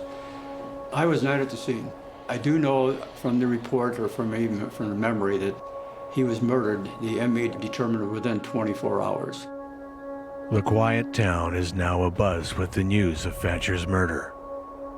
But the small police force is ill-prepared for a case like this. Still, investigators flock to the scene, quickly taking note of what appears to be the possible cause of death: a point-blank shotgun wound to Rodney's chest. Unfortunately, his body was already in an advanced state of decomposition within that short 24-hour time period. He was in a ditch with outside elements such as rain, wind, heat, and those factors of the environment will increase the process of a decomposition. And within a 24-hour period, you can get like a black, blue, bloated, and very discolored face and body that are actually unrecognizable. So the importance of using other terms like his identifier of his fly tattoo, that is very unique and on a specific part of his body that a loved one can view, will help in determining that it is a positive identification. Investigators also determine there are no signs of a struggle. Rodney's body doesn't appear to have any defensive wounds. Upon searching his remains, it's discovered that Rodney still has his keys and wallet in his possession. It becomes very clear quickly that this is not a robbery gone wrong. No, this is intentional.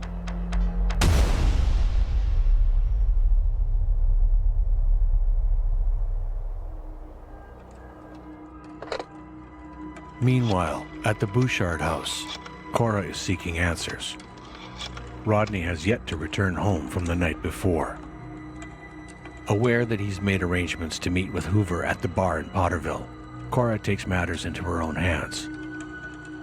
She calls the bar, hopeful that Rodney is there, that maybe he overdrank and did the responsible thing by sleeping in his truck.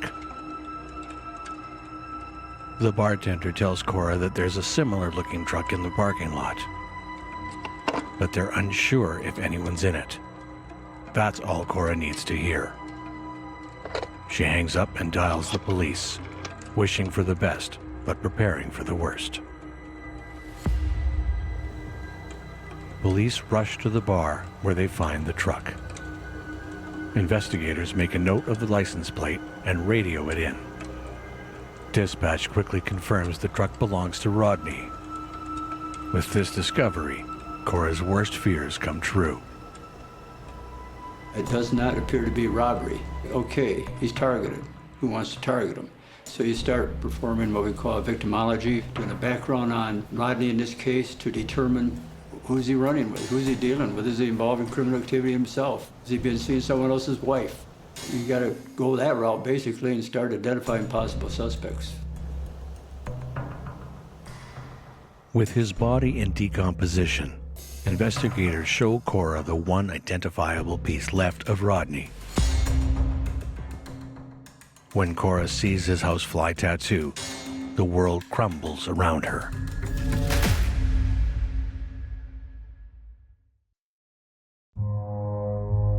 Investigators speak with Cora, who's still in shock from the murder of her fiancé. She tells them that she has no idea who could have done such a thing to Rodney, that he's a good man with a good heart. He has no enemies that she knows of. Police then speak with Anna Bouchard, who tells them that a man named Rich Hoover hired Rodney for a quick job unloading a truck, and that Hoover got Rodney's information from a work-wanted bulletin board at a truck stop in South Lansing. The day he left with his killer at the Blinker Light Bar, he came from his work job to his mother's house where he showered up and then took off to the Blinker Light Bar to meet the person who eventually killed him. Cora confirms her mother's story, but tells investigators that Rodney isn't the one who placed his information there. Anna Bouchard and Peggy Stevens did.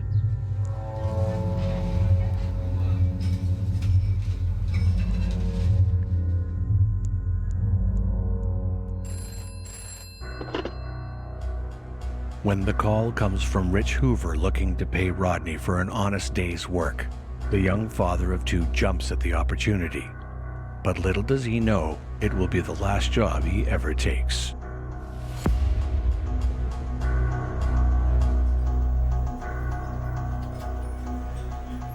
At that point, we have a name, Rich Hoover, the trucker supposedly used.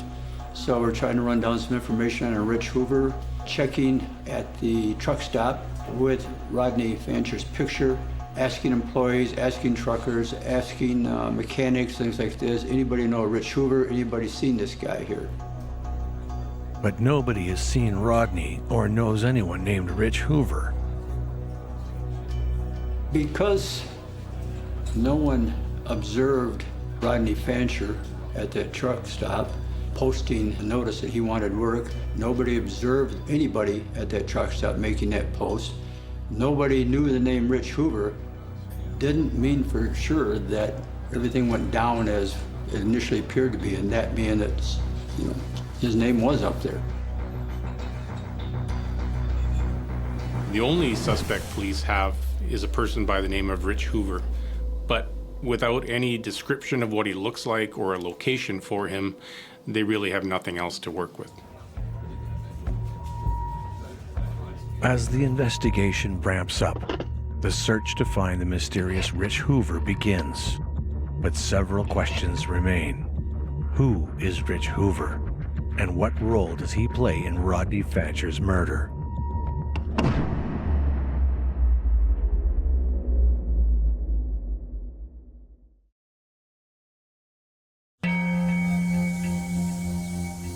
"24-year-old Rodney Fancher has been murdered, and police are on the hunt for a man named Rich Hoover, with whom Rodney had been traveling to a job site. A crime scene with a severe lack of evidence leads investigators from the Michigan State Police, Eaton and Barry County Sheriff's Departments, and the Potterville Police to join together to help bring a murderer to justice.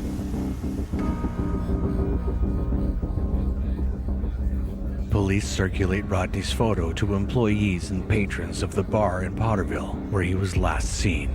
Truck drivers and restaurant workers at the truck stop where Rich Hoover allegedly retrieved Rodney's information. But no one recognizes Rodney, and no one knows who Rich Hoover is. We see a lot of situations where strangers are perpetrating the crime. But more often than not, it's somebody who knows the victim. Maybe they don't know them directly, but indirectly they do. They're down the street, or they're related, or they're in business where there's some kind of connection to the victim. It's not random.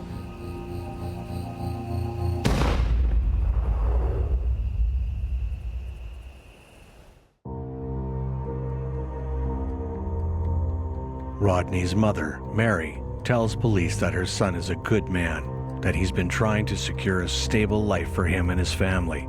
She believes the murder wasn't random. She believes it was a setup, a grudge job.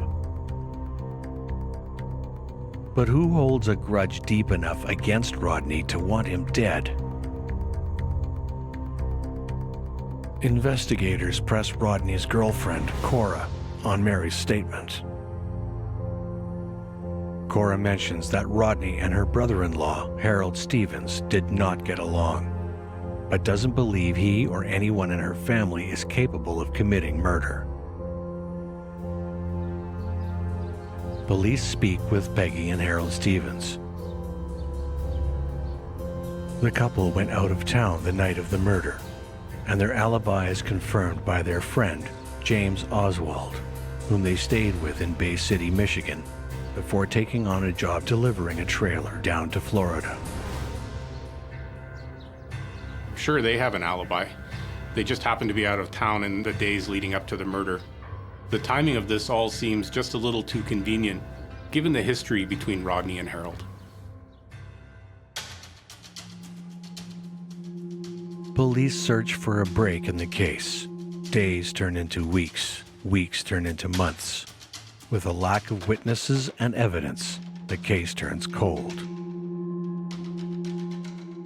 One of the most difficult things for an investigator at this point is the feeling that you're potentially letting the family of the victim down. They just want closure. A lot of times you're waiting on information that you want to get before you take the next step. You want to maybe conduct an interview with somebody, but really you want to get some information before you talk to them. You want to have all your ducks in line.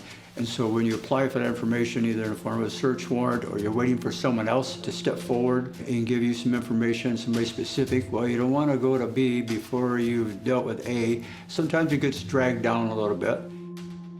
In this case here, we had no information that is tied with any other homicides.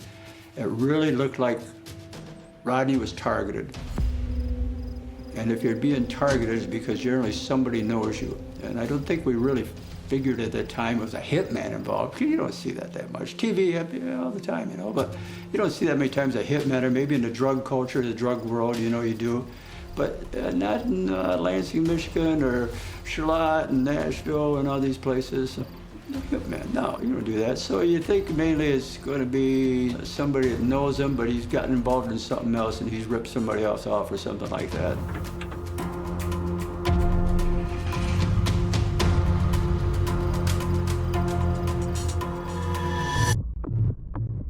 Investigators go back to the drawing board and examine the facts. Though he has no more than an 8th grade education and constantly struggles to hold down a steady job, Rodney promises Cora that he'll take care of her, that he'll give her and her 2 sons a better life, no matter what the cost.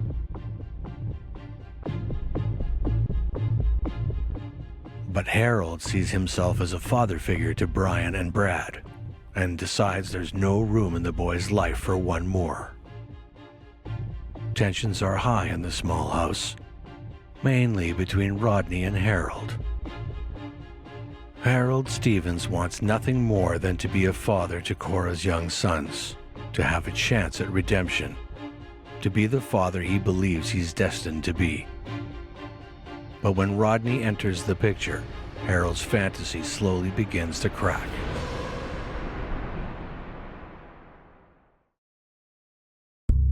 Living off Cora's part-time salary and her $500 child welfare checks is enough for Rodney and Cora to begin searching for a home of their own. Somewhere far away from the crowded house on Beulah Street. But the tension between Rodney and Harold isn't the only one about to boil over in this small house. Anna learns that Cora and Rodney are planning on moving out, and Anna doesn't want her daughter going anywhere. Anna Bouchard became aware that Cora and Rodney Fancher were out apartment shopping. So at that point, Anna realized, I'm not real happy with my future son-in-law Fancher anyway. I've got my daughter Peggy and son-in-law Harold who definitely don't like him. And if Cora and Fancher move out to another apartment, there's a great loss of income.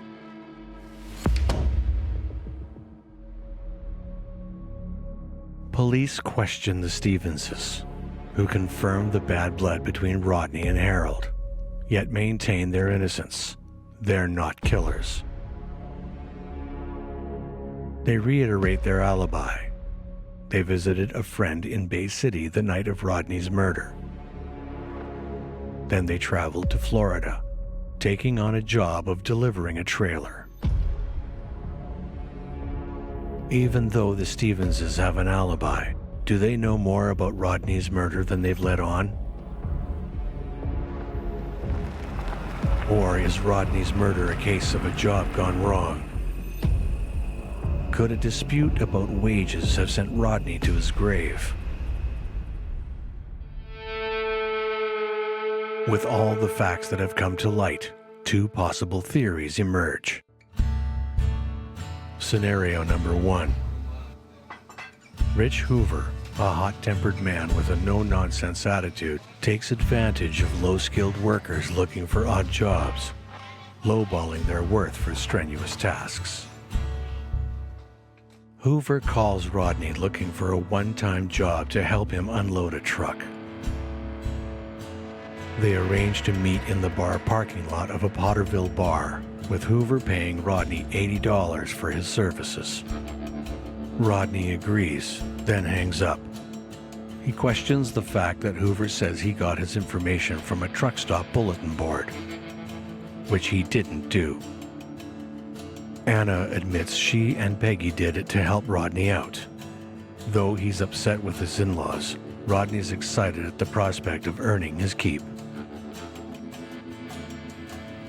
Rodney meets Hoover at the bar the night of October 3rd, 1985. From there, the two men pile into Hoover's truck to head to the job site, leaving Rodney's vehicle behind.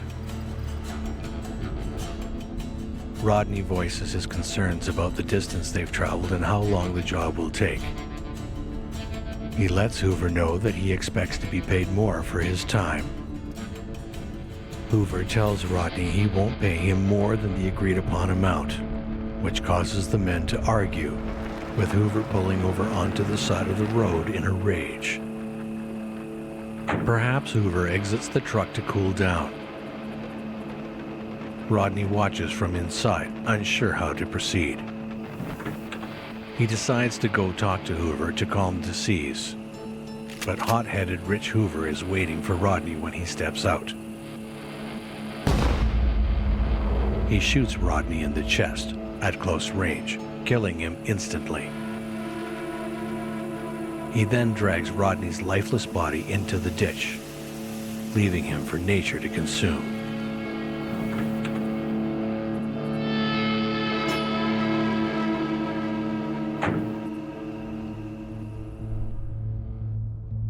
Or is it, in fact, the second possible scenario? Is Rich Hoover nothing more than an alias? A man invented to throw investigators off the scent of the true murderer? Peggy and Harold Stevens have an alibi for the night of Rodney's murder. But given the toxic relationship between them and the Stevens' desire to be like parents towards Cora's children, did Peggy and Harold hire someone to kill Rodney? Is it possible the Stevenses want Brian all to themselves, so they recruit a hitman to murder Rodney? Did they meet at a bar in Potterville and devise a plan? The hitman calls Rodney, pretending to be Rich Hoover, asking Rodney to help him with a job. The Stevenses know Rodney's situation. They count on him to accept the offer, and he does, sealing his fate. Well, Rodney and Cora seem to have their future mapped out for them. They plan to move out together and live as a family.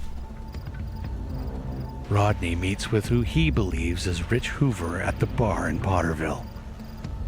From there, the two men pile into the truck and head to the job site.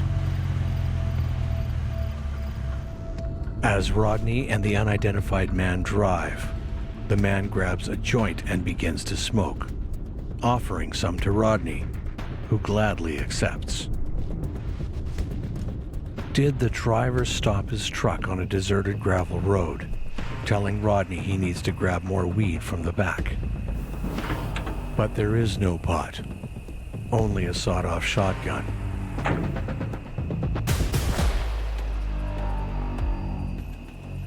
The man eyes the gun, then calls out for Rodney's help. And when Rodney exits the vehicle, he's greeted by his killer, pointing a sawed-off shotgun square at his chest.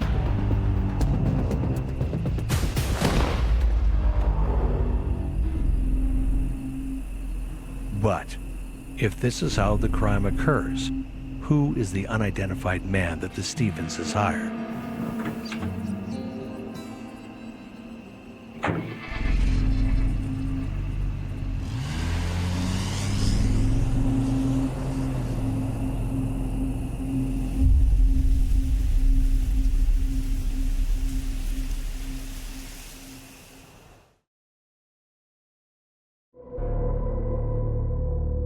The 24-year-old stepfather of two, Rodney Fancher, has been murdered. But with limited evidence, no witnesses, and a suspect that can't be traced, the investigation is at a standstill. After months of searching and hundreds of unanswered questions, a surprising witness comes forth with some damning evidence, giving investigators the break they've been searching for.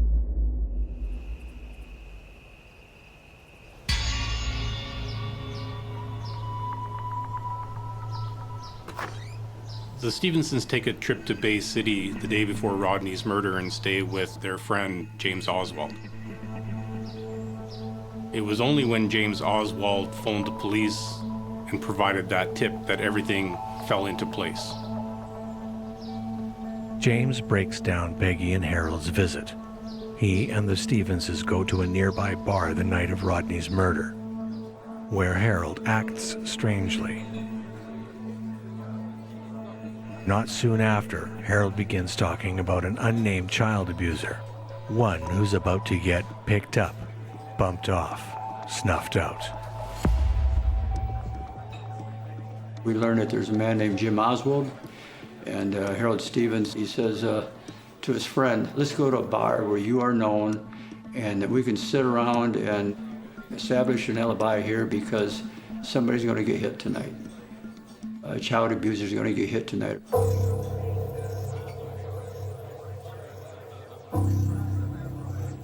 Harold Stevens proposes a toast to the death of the abuser at exactly 8:30 p.m. on the night of the murder. He makes sure to point out the time to James Oswald, and James notes this as being somewhat strange.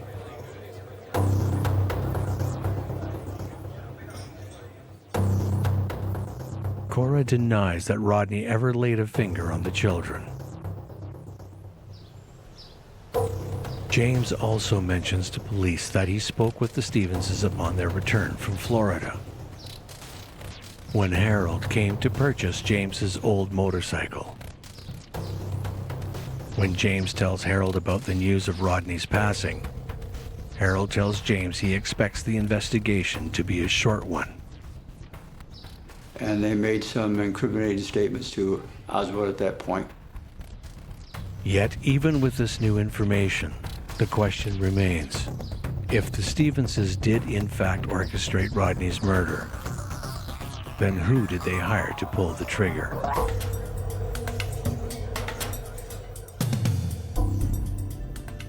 While searching for the trigger man, Police catch a lucky break when they pull the phone records of the Bushards and find several calls from an unidentified number that match the time when the supposed Rich Hoover rang. After some digging, investigators discover that the phone number is that of Tony Hill, an old friend and current co-worker of none other than Harold Stevens.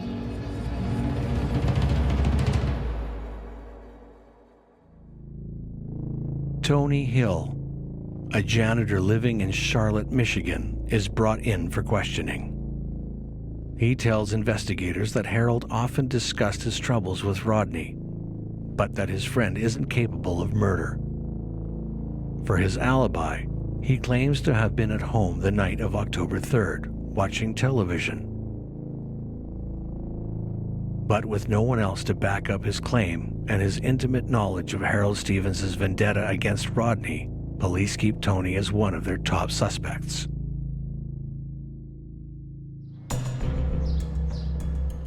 James Oswald then reveals that he sold his motorcycle to Harold, who then passed it on to Tony as a down payment for the murder. But the biggest break yet comes from Peggy Stevens herself.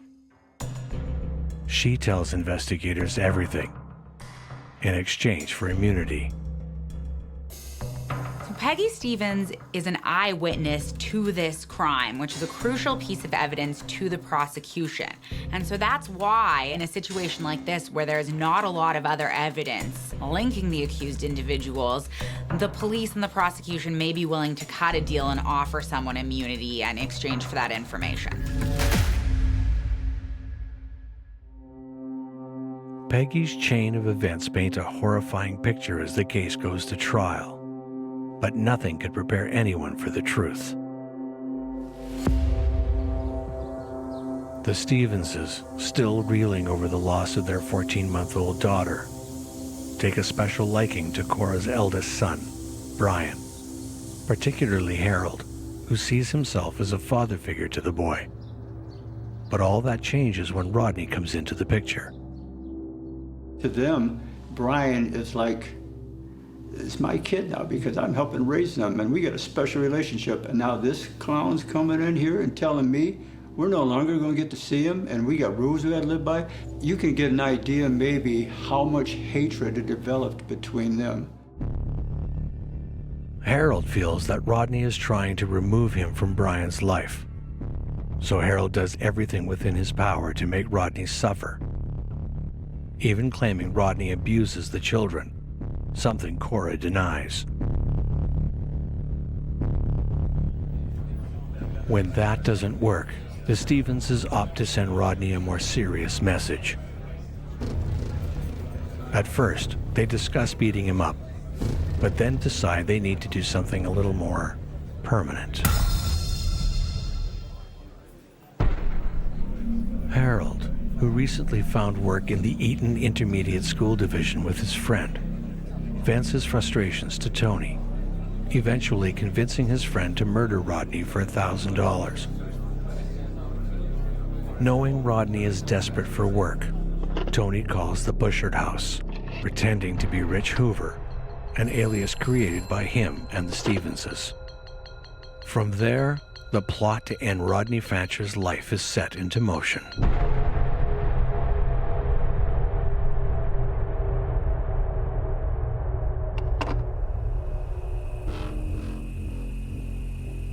Tony allegedly purchases a shotgun, which is later retrieved by the investigators.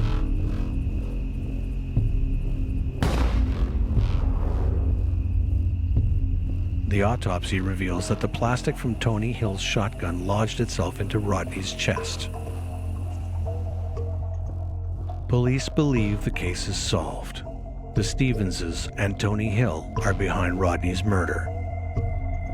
Both Stevens and Hill are arrested in late December 1985, almost 3 months after the crime's been committed. But soon after Peggy's first confession, she reveals a final accusation that changes everything.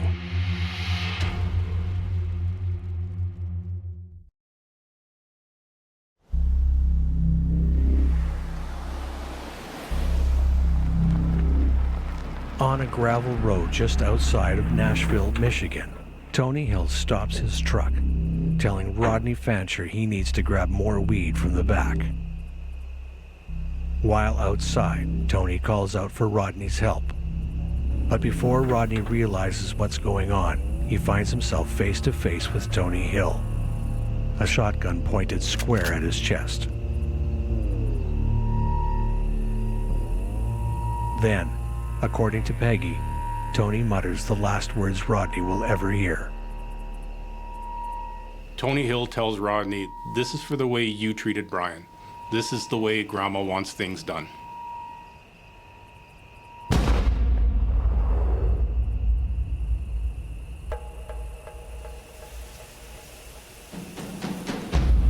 Tony Hill, Peggy Stevens, and Harold Stevens are merely just puppets on a string in an elaborate plot put into motion by none other than Cora's mother, Anna Bouchard. With Peggy's testimony and the recovery of the murder weapon, it's enough to put Harold, Tony, and Anna away. All three receive life sentences for first-degree murder and conspiracy, with Anna and Tony both receiving an additional 30 to 60 years on the conspiracy charge. But there's still one more surprise in store. A mistrial during Anna's court appearance threatens the very fabric of the case. An appellate court concludes that the circuit court judge erred by not allowing prior testimony to be read back to the jury in Anna's case, and that this could have potentially affected her right to due process. So Anna's conviction is overturned, and she's granted a second trial at which he can again argue that the prosecution has not proven their case beyond a reasonable doubt. However, an unlikely witness takes the stand during Anna's retrial, her cellmate, Rhonda Howlett. Howlett tells the court that Anna confessed to everything during their stay in prison. She corroborates Peggy's version of the events down to a T. Anna Bouchard is hopeful that her second trial will change her life sentence, and her wish comes true, for the most part. Bouchard receives 2 life sentences instead of 1.